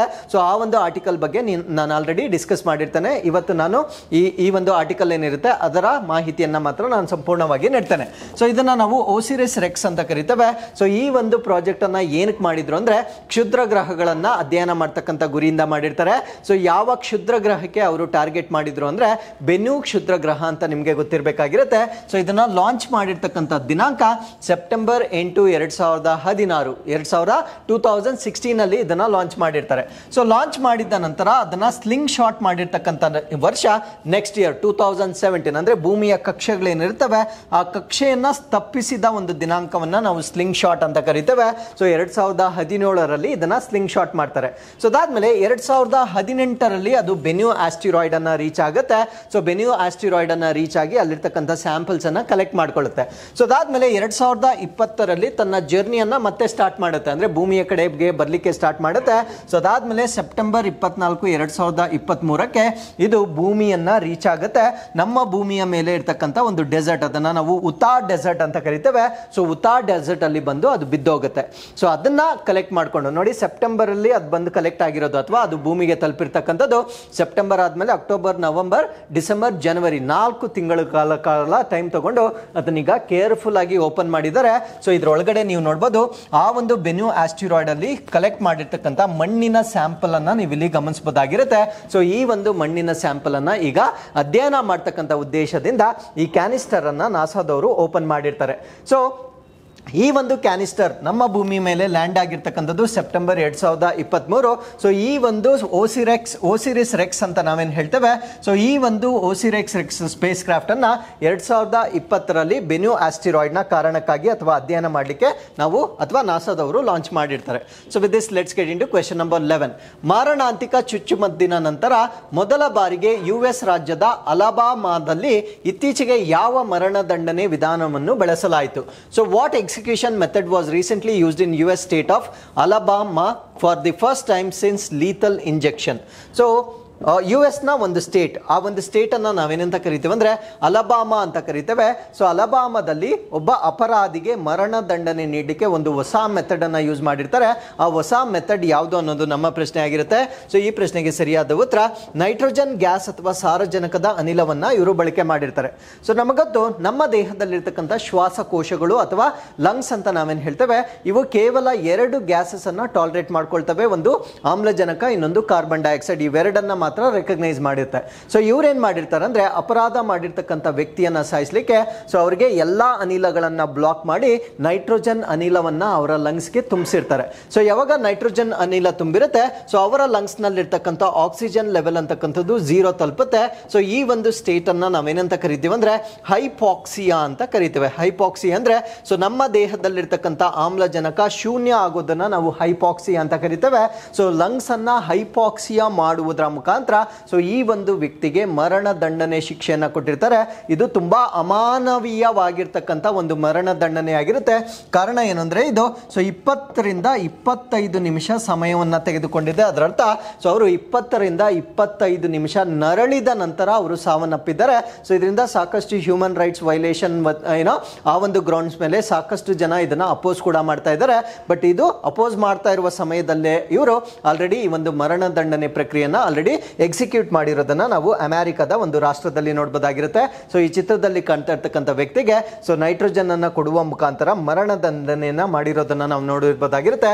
ಸೊ ಫಸ್ಟ್ ಟೈಮ್ ಈ ರೀತಿಯವಾಗಿರ್ತಕ್ಕಂಥ ಒಂದು ನ್ಯೂ ಎಕ್ಸಿಕ್ಯೂಷನ್ ಮೆಥಡ್ ಅನ್ನ US ನವರು ಬಳಕೆ ಮಾಡಿರೋದನ್ನ ನಾವು ನೋಡಬಹುದಾಗಿರುತ್ತೆ. ಸೊ ಆ ವ್ಯಕ್ತಿಯ ಹೆಸರು ಕೆನೆತ್ ಯೂಜಿನ್ ಸ್ಮಿತ್ ಅಂತ ಕರಿತೇವೆ. ಸೊ ಇವ್ರನ್ನ ಹಾಲ್ಮನ್ ಪ್ರಿಸನ್ ಅಥವಾ ಒಂದು ಜೈಲಿನ ಹೆಸರು ಹಾಲ್ಮನ್ ಜೈಲು ಅಂತ ನಾವೇನು ಹೇಳ್ತೇವೆ. ಸೊ ಆ ಒಂದು ಜೈಲಿನಲ್ಲಿ ನೈಟ್ರೋಜನ್ ಹೈಪಾಕ್ಸಿಯಾ ಅಂತ ಕರಿತೇವೆ. ಅಂದ್ರೆ ನೈಟ್ರೋಜನ್ ನೀಡಿದಾಗ ಆಮ್ಲಜನಕ ಶೂನ್ಯವಾಗುತ್ತೆ. ಆ ಕಂಡೀಷನ್ ಅನ್ನು ನಾವು ಹೈಪಾಕ್ಸಿಯಾ ಅಂತ ಕರಿತೇವೆ. ಸೊ ಆ ಒಂದು ಹೈಪಾಕ್ಸಿಯಾ ಆಗಿರೋದ್ರಿಂದ ಅವರು ಉಸಿರುಗಟ್ಟಿ ಸಾವನ್ನ ಅಪ್ಪಿರೋದನ್ನ ನಾವಿಲ್ಲಿ ನೋಡಬಹುದಾಗಿರುತ್ತೆ. ಸೊ ಈ ರೀತಿಯ ಒಂದು ಎಕ್ಸಿಕ್ಯೂಷನ್ ಅನ್ನ ಮಾಡಿರ್ತಕ್ಕಂಥ US ನ ಸ್ಟೇಟ್ ಅನ್ನ ನಾವೇನಂತ ಕರಿತೇವೆ ಅಂದ್ರೆ ಅಲಬಾಮಾ ಅಂತ ಕರಿತೇವೆ. ಸೊ ಇದೇ ರೀತಿಯಲ್ಲಿ ಇನ್ನೂ 2 ರಾಜ್ಯಗಳಲ್ಲಿ US ನ 2 ರಾಜ್ಯಗಳಲ್ಲಿ ಈ ಒಂದು ವಿಧಾನವನ್ನ ಅಪ್ರೂವ್ ಮಾಡಿರ್ತಾರೆ. ಆ 2 ರಾಜ್ಯಗಳು ಯಾವ್ದು ಅಂದ್ರೆ ಓಕ್ಲಹೋಮಾ ಮತ್ತೆ ಮಿಸಿಸಿಪಿ ಅಂತ ನಾವೇನು ಹೇಳ್ತೇವೆ. ಸೊ ಈ 3 ರಾಜ್ಯಗಳಲ್ಲಿ ಪ್ರಸ್ತುತವಾಗಿ ಮರಣದಂಡನೆಯನ್ನು ನೀಡಲಿಕ್ಕೆ ಸೊ ನೈಟ್ರೋಜನ್ ಅನಿಲವನ್ನ ಬಳಕೆ ಮಾಡ್ತಾ ಇರೋದನ್ನ ನಾವಿಲ್ಲಿ ಗಮನಿಸಬಹುದಾಗಿರುತ್ತೆ. ಸೊ ಇಲ್ಲಿಗೆ we are completed all the main articles. Now we are come to the snippets. So Saudi ಅರೇಬಿಯಾದಲ್ಲಿ ಮೊಟ್ಟ ಮೊದಲ ಆಲ್ಕೋಹಾಲ್ ಸ್ಟೋರ್ ಅನ್ನ ಸ್ಥಾಪನೆ ಮಾಡ್ತಾ ಇದ್ದಾರೆ. ಆಶ್ಚರ್ಯ ಅನ್ಸ್ಬೋದು. ಸೊ ಫಸ್ಟ್ ಆಲ್ಕೋಹಾಲ್ ಅಂಗಡಿ ಅಥವಾ ಮದ್ಯದ ಅಂಗಡಿಯನ್ನ ಸೌದಿ ಅರೇಬಿಯಾದಲ್ಲಿ ಈಗ ಪ್ರಾರಂಭ ಮಾಡ್ತಾ ಇದ್ದಾರೆ. ಸೊ ಅಲ್ಲಿ ಇಸ್ಲಾಮಿಕ್ ಧರ್ಮ ತುಂಬಾ ಡಾಮಿನೆಂಟ್ ಆಗಿರೋದ್ರಿಂದ ಸೊ ಅವರ ಧರ್ಮದ ಪ್ರಕಾರ ಆಲ್ಕೋಹಾಲ್ ಅನ್ನ ಕನ್ಸ್ಯೂಮ್ ಮಾಡ್ತಕ್ಕಂಥದ್ದು ಅಪರಾಧವಾಗಿರುತ್ತೆ. ಸೊ ಅದರಿಂದ ಅಲ್ಲಿ ಆಲ್ಕೋಹಾಲ್ಗೆ ಸಂಬಂಧಪಟ್ಟಂತೆ ತುಂಬಾ ಸ್ಟ್ರಿಕ್ಟ್ ಆಗಿರ್ತಕ್ಕಂಥ ರೂಲ್ಸ್ ಅನ್ನ ಫಾಲೋ ಮಾಡ್ತಾರೆ. ಯಾರಾದರೂ ಅಪ್ಪಿ ತಪ್ಪಿ ಆಲ್ಕೋಹಾಲ್ ಅನ್ನ ಕನ್ಸ್ಯೂಮ್ ಮಾಡೋದಾಗ್ಲಿ ಅಥವಾ ಅದನ್ನ ಬಳಕೆ ಮಾಡೋದಾಗ್ಲಿ ಸೊ ಅಲ್ಲಿ ರಿಗರಸ್ ಪನಿಷ್ಮೆಂಟ್ ಇರುತ್ತೆ. ಅಂದ್ರೆ ಚಡಿ ಏಟುಗಳನ್ನ ನೀಡ್ತಾರೆ. ಸೊ ಅದಾದ್ಮೇಲೆ ಅವ್ರಿಗೆ ಹೆವಿ ಪೆನಾಲ್ಟಿಯನ್ನ ಕಟ್ಟಬೇಕಾಗಿರುತ್ತೆ. ಅದಾದ್ಮೇಲೆ ಅವರನ್ನ ಜೈಲಿಗೆ ಆಗ್ತಕ್ಕಂಥ ಕೂಡ ಸಾಧ್ಯತೆ ಇರುತ್ತೆ. ಬಟ್ ಇವಾಗ ಒಂದು ರಾಷ್ಟ್ರ ಅಂದ್ರೆ ಆ ರಾಷ್ಟ್ರಕ್ಕೆ ಬೇರೆ ರಾಷ್ಟ್ರದ ಡಿಪ್ಲೊಮ್ಯಾಟ್ಸ್ ಅಥವಾ ರಾಜತಾಂತ್ರಿಕರು ಅಂತ ನಾವೇನು ಹೇಳ್ತೇವೆ ಅವರು ವಿಸಿಟ್ ಮಾಡ್ತಾ ಇರ್ತಾರೆ. ಸೊ ಈ ಒಂದು ಮದ್ಯದ ಅಂಗಡಿಯನ್ನ ಅವರು ತಮ್ಮ ಜನರಲ್ ಪಬ್ಲಿಕ್ಗೆ ಓಪನ್ ಮಾಡಿಲ್ಲ. ಸರ್ಕಾರದ ಮಟ್ಟದಲ್ಲಿ ಡಿಪ್ಲೊಮ್ಯಾಟ್ಸ್ ಯಾರು ಅವರನ್ನ ವಿಸಿಟ್ ಮಾಡ್ತಾರೆ ಅದರಲ್ಲೂ ಕೂಡ ನಾನ್ ಮುಸ್ಲಿಂ ಯಾರಿರ್ತಾರೆ ಸೊ ಅವರಿಗೆ ಮದ್ಯವನ್ನ ಸರ್ವ್ ಮಾಡುವ ಕಾರಣದಿಂದ ಸೌದಿ ಅರೇಬಿಯಾದಲ್ಲಿ ಮೊಟ್ಟ ಮೊದಲ ಒಂದು ವೈನ್ ಶಾಪ್ ಅನ್ನ ಈಗ ಓಪನ್ ಮಾಡ್ತಾ ಇದ್ದಾರೆ. So this is particularly for non Muslim ಡಿಪ್ಲೊಮ್ಯಾಟ್ಸ್ಗೆ ಮಾತ್ರ. ಸೊ ಇಲ್ಲಿಂದ ಯಾರಾದರೂ ಮುಸ್ಲಿಂ ಡಿಪ್ಲೊಮ್ಯಾಟ್ ಹೋಗಿದ್ರೆ ಅವ್ರಿಗೂ ಕೂಡ ಆಲ್ಕೋಹಾಲ್ ಅನ್ನ ಸರ್ವ್ ಮಾಡೋದಿಲ್ಲ. ಸೊ ಮುಸ್ಲಿಮೇತರರು ಮಾತ್ರ ಹೋಗಿದ್ರೆ ಮಾತ್ರ ಅವರಿಗೆ ಆಲ್ಕೋಹಾಲ್ ಅನ್ನ ಸರ್ವ್ ಮಾಡ್ತಾರೆ. ಸೊ ಈ ಒಂದು ವೈನ್ ಶಾಪ್ ಅನ್ನ ಅಥವಾ ಈ ಒಂದು ಆಲ್ಕೋಹಾಲ್ ಸ್ಟೋರ್ ಅನ್ನ ಎಲ್ಲಿ ಸ್ಟಾರ್ಟ್ ಮಾಡ್ತಾ ಇದ್ದಾರೆ ಅಂದ್ರೆ ರಿಯಾದ್, ಅಂದ್ರೆ ಕ್ಯಾಪಿಟಲ್ ರಿಯಾದ್ ನಲ್ಲಿ ಇದನ್ನ ಸ್ಟಾರ್ಟ್ ಮಾಡ್ತಾ ಇದ್ದಾರೆ. ಸೊ ಇದು ರಿಯಾದ್ಸ್ ಡಿಪ್ಲೊಮ್ಯಾಟಿಕ್ ಕ್ವಾರ್ಟರ್ಸ್ ನಲ್ಲಿ, ಅಂದ್ರೆ ಹೊರಗಡೆ ಕೂಡ ಇಲ್ಲ, ಡಿಪ್ಲೊಮ್ಯಾಟಿಕ್ ಕ್ವಾರ್ಟರ್ಸ್ ಏನಿರುತ್ತೆ ಆ ರಾಜತಾಂತ್ರಿಕ ಕ್ವಾರ್ಟರ್ಸ್ ನಲ್ಲಿ ಇದನ್ನ ಡೆವಲಪ್ ಮಾಡ್ತಾ ಇದ್ದಾರೆ. ಸೊ ನಮಗೆ ಗೊತ್ತಿರೋ ಹಾಗೆ ಈ ಒಂದು ಸೌದಿ ಅರೇಬಿಯಾದಲ್ಲಿ ದೇಶಗಳಲ್ಲಿ ಈ ಒಂದು ಆಲ್ಕೋಹಾಲ್ ಕನ್ಸಂಪ್ಷನ್ ಅಂತಕ್ಕಂಥದ್ದು ಸ್ಟ್ರಿಕ್ಟ್ಲಿ ರಿಸ್ಟ್ರಿಕ್ಟೆಡ್ ಆಗಿರ್ತಕ್ಕಂಥ ಒಂದು ವಿಷಯವಾಗಿರುತ್ತೆ. ಸೊ ಈ ಒಂದು ಆಲ್ಕೋಹಾಲ್ ಅನ್ನ ಕೇವಲ ನಾನ್ ಮುಸ್ಲಿಮ್ಸ್ಗೆ ನೀಡ್ತಾರೆ. So 14th national voters day ಅಥವಾ 14ನೇ ರಾಷ್ಟ್ರೀಯ ಮತದಾರರ ದಿನ. ಸೊ ಈ ಒಂದು ದಿನವನ್ನ ಪ್ರತಿ ವರ್ಷ 25ನೇ ಜನವರಿ ಆಚರಣೆ ಮಾಡಲಾಗುತ್ತೆ. ಸೊ ಈ ವರ್ಷದ ಥೀಮ್ ಕೂಡ ಏನಿರುತ್ತೆ ಅಂದ್ರೆ nothing like voting, I vote for sure ಅಂತಕ್ಕಂಥದ್ದು ಈ ವರ್ಷದ ಥೀಮ್ ಕೂಡ ಅದೇ ಆಗಿರುತ್ತೆ. ಸೊ ಈ ವರ್ಷ ನಾವು ನಮ್ಮ ರಾಷ್ಟ್ರದ ಬೃಹತ್ ಆಗಿರ್ತಕ್ಕಂಥ ಒಂದು ಏನೋ ಫೆಸ್ಟಿವಲ್ ಆಫ್ ಡೆಮಾಕ್ರಸಿ ಅಂತ ನಾವೇನು ಹೇಳ್ತೇವೆ, ಚುನಾವಣೆ ಬರ್ತಾ ಇರೋದ್ರಿಂದ ಸೊ ಇದರ ಬಗ್ಗೆ ಹೆಚ್ಚಿನ ಅವೇರ್ನೆಸ್ ಅನ್ನ ಮೂಡಿಸುವ ಕಾರಣದಿಂದ 25ನೇ ಜನವರಿ ನಾವೇನು ಎಲೆಕ್ಷನ್ ಕಮಿಷನ್ ಆಫ್ ಇಂಡಿಯಾವನ್ನ ಅಡಾಪ್ಟ್ ಮಾಡ್ಕೊಂಡಿರ್ತೇವೆ ಅಥವಾ ಅಂಗೀಕಾರ ಮಾಡ್ಕೊಂಡಿರ್ತೇವೆ. So it was in the year 1950, January 25 ಆಗಿರುತ್ತೆ. ಸೊ ಈ ಒಂದು ಕಾರಣದಿಂದ ಪ್ರತಿ ವರ್ಷ 25ನೇ ತಾರೀಕನ್ನು ನಾವು ನ್ಯಾಷನಲ್ ವೋಟರ್ಸ್ ಡೇ ಆಗಿ ಸೆಲೆಬ್ರೇಟ್ ಮಾಡ್ತೇವೆ. ಸೊ ಈ ವರ್ಷದ ಇನ್ನೊಂದು ವಿಶೇಷತೆ ಏನು ಅಂದ್ರೆ, ಸೊ ನಮ್ಮ ಭಾರತ ದೇಶದ ಜನರಲ್ ಎಲೆಕ್ಷನ್ಸ್ ಅಥವಾ ಸಾರ್ವತ್ರಿಕ ಚುನಾವಣೆಗಳು ಬರ್ತಾ ಇರೋದ್ರಿಂದ so we are expecting around 96 crore voters, 96 ಕೋಟಿ ಜನರು ಮತದಾನ ಮಾಡ್ತಕ್ಕಂಥ ಒಂದು ಸಾಧ್ಯತೆ ಇದೆ. 1.5 crore ಎಲೆಕ್ಷನ್ ಅಫಿಷಿಯಲ್ಸ್ ಅಂದ್ರೆ ನಮ್ಮ ದೇಶದಲ್ಲಿ ಇರ್ತಕ್ಕಂಥ ಅಫಿಷಿಯಲ್ಗಳು ಪ್ರಾಬಬಲಿ 1.5 ಕೋಟಿಯಷ್ಟು ಅಫಿಷಿಯಲ್ಸ್ಗಳು ಇದರಲ್ಲಿ ಪಾರ್ಟಿಸಿಪೇಟ್ ಮಾಡ್ತಾರೆ. ಅದಾದ್ಮೇಲೆ 12 ಲಕ್ಷ ಪೋಲಿಂಗ್ ಬೂತ್ಸ್ಗಳನ್ನು ನಾವು ನೋಡ್ಬೋದಾಗಿರುತ್ತೆ. ಸೊ ಇದು ಬೃಹತ್ ಆಗಿರ್ತಕ್ಕಂಥ ಒಂದು ಡೆಮಾಕ್ರಸಿ ಆಗಿರೋದ್ರಿಂದ ಸೊ ಇದನ್ನ ನಮ್ಮ ಭಾರತ ದೇಶದ ಡೆಮಾಕ್ರಸಿ ಫೆಸ್ಟಿವಲ್ ಅಂತಾನೆ ಕರಿಬೋದಾಗಿರುತ್ತೆ. So Himachal Pradesh state hood day ಅಥವಾ ಹಿಮಾಚಲ ಪ್ರದೇಶದ ರಾಜ್ಯೋತ್ಸವ ದಿನ, ಇದನ್ನ 25ನೇ ಜನವರಿ ಸೆಲೆಬ್ರೇಟ್ ಮಾಡಲಾಗುತ್ತೆ. ಸೊ ಹಿಮಾಚಲ್ ಪ್ರದೇಶ್ ಅಂತಕ್ಕಂಥದ್ದು ನಮ್ಮ ಭಾರತ ದೇಶದ 18ನೇ ರಾಜ್ಯವಾಗಿ ಇದನ್ನ ಅನೆಕ್ಸ್ ಮಾಡಲಾಗಿರುತ್ತೆ. So it was in the year 1971, 1971ರಲ್ಲಿ ಸೊ ಹಿಮಾಚಲ ಪ್ರದೇಶವನ್ನ ನಮ್ಮ ಭಾರತ ದೇಶಕ್ಕೆ ರಾಜ್ಯವನ್ನಾಗಿ ಇದನ್ನ ಸೇರಿಸಿಕೊಳ್ಳಲಾಗಿರುತ್ತೆ. So Himachal Pradesh province was formed on 15th April 1948. ಅಂದ್ರೆ ಹಿಮಾಚಲ್ ಪ್ರದೇಶ್ ಪ್ರಾಂತ್ಯವನ್ನ ಮಾಡಿರ್ತಕ್ಕಂಥದ್ದು 1948ರಲ್ಲಿ, ಬಟ್ ಅದನ್ನ ರಾಜ್ಯವಾಗಿ ಡಿಕ್ಲೇರ್ ಮಾಡಿರ್ತಕ್ಕಂಥದ್ದು 1971 ಅಲ್ಲಿ. ಸೊ ಇದಕ್ಕಿಂತ ಮುಂಚೆ ಇದನ್ನ ಕೇಂದ್ರಾಡಳಿತ ಪ್ರದೇಶ ಅಂತ ಡಿಕ್ಲೇರ್ ಮಾಡಿದ್ರು. ಸೊ ಯಾವಾಗ ಅಂದ್ರೆ 1956 ಅಥವಾ 1956 ನವೆಂಬರ್ 1ನೇ ತಾರೀಕು. So it was a union territory. So ಅದಾದ್ಮೇಲೆ 1971 ಅಲ್ಲಿ ಇದನ್ನ ಸ್ಟೇಟ್ ಅಂತ ಅನೆಕ್ಸ್ ಮಾಡ್ತಾರೆ. ಸೊ ಅದಾದ್ಮೇಲೆ Kochi to get country's first carbon neutral sports city featuring international cricket stadium. So ಕೇರಳದ ಕೊಚ್ಚಿಯಲ್ಲಿ ಕಾರ್ಬನ್ ನ್ಯೂಟ್ರಲ್ ಅಂತ ಕರೀತಾರೆ. ಕಾರ್ಬನ್ ನ್ಯೂಟ್ರಲ್ ಅಂದ್ರೆ ಪ್ರಾಬಬಲಿ ಅಲ್ಲಿರ್ತಕ್ಕಂಥ ಎಲೆಕ್ಟ್ರಿಸಿಟಿ ಕನೆಕ್ಷನ್ಸ್ ಆಗಿರ್ಬೋದು, ವಾಟರ್ ಆಗಿರ್ಬೋದು, ಸೊ ಇವೆಲ್ಲವನ್ನ ಗ್ರೀನ್ ಟೆಕ್ನಾಲಜಿ ಅಥವಾ ರಿನ್ಯೂಯಬಲ್ ಸೋರ್ಸ್ ಇಂದ ಡೆವಲಪ್ ಮಾಡಿರ್ತಕ್ಕಂಥ ಒಂದು ಸ್ಟೇಡಿಯಂ ಅನ್ನ ಕೊಚ್ಚಿಯಲ್ಲಿ ಈಗ ಡೆವಲಪ್ ಮಾಡಿರ್ತಾರೆ. ಸೊ ಇದು ಯಾವ ಕ್ರೀಡೆಗೆ ಸಂಬಂಧಪಟ್ಟಿದ್ದು ಅಂದ್ರೆ ಸೊ ಇದು ಕ್ರಿಕೆಟ್ ಸ್ಟೇಡಿಯಂ ಆಗಿರ್ತಕ್ಕಂಥ ಒಂದು ಸ್ಟೇಡಿಯಂ ಆಗಿರುತ್ತೆ. ಸೊ ಇದು ನಮ್ಮ ದೇಶದ ಮೊಟ್ಟ ಮೊದಲ ಕಾರ್ಬನ್ ನ್ಯೂಟ್ರಲ್ ಕ್ರೀಡಾ ನಗರ ಕೊಚ್ಚಿಯಲ್ಲಿ ಇದನ್ನ ಪಡೆದಿರೋದನ್ನ ನಾವಿಲ್ಲಿ ಗಮನಿಸಬಹುದಾಗಿರುತ್ತೆ. So Cochin sports city is India's first carbon neutral sport will come up in 40 acres. So ಇದನ್ನ 40 acres ಅಲ್ಲಿ ಇದನ್ನ ಡೆವಲಪ್ ಮಾಡ್ತಾ ಇದ್ದಾರೆ. ಸೊ ಆ ಒಂದು ಹಳ್ಳಿಯನ್ನ ನಾವೇನಂತ ಕರಿತೀವಿ ಅಂದ್ರೆ ಚಂಗಮನದ್ ವಿಲೇಜ್ ಅಂತ ಕರಿತೇವೆ. ಸೊ ಇದಿರ್ತಕ್ಕಂಥದ್ದು ಕೊಚ್ಚಿನ್ ಇಂಟರ್ನ್ಯಾಷನಲ್ ಏರ್ಪೋರ್ಟ್ ನ ಬಳಿ ಇರ್ತಕ್ಕಂಥ ಒಂದು ಹಳ್ಳಿಯಲ್ಲಿ ಈ ಒಂದು ಸ್ಟೇಡಿಯಂ ಅನ್ನ ಡೆವಲಪ್ ಮಾಡ್ತಾ ಇದ್ದಾರೆ. ಸೊ ಇದನ್ನ ನಾವು ಇಂಟರ್ನ್ಯಾಷನಲ್ ಕ್ರಿಕೆಟ್ ಸ್ಟೇಡಿಯಂ ಅಂತ ಕರಿತೇವೆ. ಇದರ ಕೆಪಾಸಿಟಿ ಬಂದು 40,000 ಜನ ಸ್ಪೆಕ್ಟೇಟರ್ಸ್ ಅನ್ನ ಹೋಲ್ಡ್ ಮಾಡಬಹುದಾಗಿರುತ್ತೆ. ಸೊ ನ್ಯಾಷನಲ್ ಟೂರಿಸಂ ಡೇ ಅಥವಾ ರಾಷ್ಟ್ರೀಯ ಪ್ರವಾಸೋದ್ಯಮ ದಿನ. ಸೊ ಈ ಒಂದು ದಿನವನ್ನ ಪ್ರತಿ ವರ್ಷ 25ನೇ ಜನವರಿ ಆಚರಣೆ ಮಾಡಲಾಗುತ್ತೆ. ಸೊ ಈ ವರ್ಷದ ಥೀಮ್ ಏನಾಗಿರುತ್ತೆ ಅಂದ್ರೆ ಸಸ್ಟೈನಬಲ್ ಜರ್ನೀಸ್ ಟೈಮ್ಲೆಸ್ ಮೆಮರೀಸ್ ಅಂತಕ್ಕಂಥದ್ದು ಈ ವರ್ಷದ ಥೀಮ್ ಆಗಿರುತ್ತೆ. ಸೊ ಇಲ್ಲಿಗೆ ಇವತ್ತಿನ ಎಲ್ಲ ಅಪ್ಡೇಟ್ಸ್ ಅನ್ನ ಕಂಪ್ಲೀಟ್ ಮಾಡಿರ್ತೇವೆ. So with this we are come to inquest challenge number 635. ಇವತ್ತಿನ ಮೊದಲನೇ ಪ್ರಶ್ನೆ, ಕೆಂಪು ಸಮುದ್ರವು ಮೆಡಿಟೇರಿಯನ್ ಸಮುದ್ರವನ್ನು ಅರೇಬಿಯನ್ ಸಮುದ್ರದೊಂದಿಗೆ ಯಾವ ಕಾಲುವೆಯ ಮೂಲಕ ಸಂಪರ್ಕಿಸುತ್ತದೆ? ಆಪ್ಷನ್ ಸುಯೇಜ್ ಕಾಲುವೆ, ಗ್ರ್ಯಾಂಡ್ ಕಾಲುವೆ, ಪನಾಮಾ ಕಾಲುವೆ ಮತ್ತೆ ಕೋರಿಂತ್ ಕಾಲುವೆ ನಿಮ್ಮ ಆಯ್ಕೆಗಳಾಗಿರುತ್ತೆ. ಸೊ ಎರಡನೇ ಪ್ರಶ್ನೆ, ಚಿಲಿಕಾ ಸರೋವರವು ಯಾವ ರಾಜ್ಯದಲ್ಲಿದೆ? ಒಡಿಶಾ, ಬಿಹಾರ, ಛತ್ತೀಸ್ಗಢ ಮತ್ತು ಮಧ್ಯಪ್ರದೇಶ ನಿಮ್ಮ ಆಯ್ಕೆಗಳಾಗಿರುತ್ತೆ. ಸೊ ಇಲ್ಲಿಗೆ ಇವತ್ತಿನ ಎಲ್ಲ ಅಪ್ಡೇಟ್ಸ್ ಕಂಪ್ಲೀಟ್ ಆಗಿರುತ್ತೆ. ಮತ್ತೊಮ್ಮೆ ನಾಳಿನ ಅಪ್ಡೇಟ್ಸ್ ನೊಂದಿಗೆ ನಾನು ನಿಮ್ಮನ್ನ ಭೇಟಿ ಆಗ್ತೇನೆ. ಸೊ ಅಲ್ಲಿವರೆಗೂ keep reading, take care of your selves and thank you very much for watching this.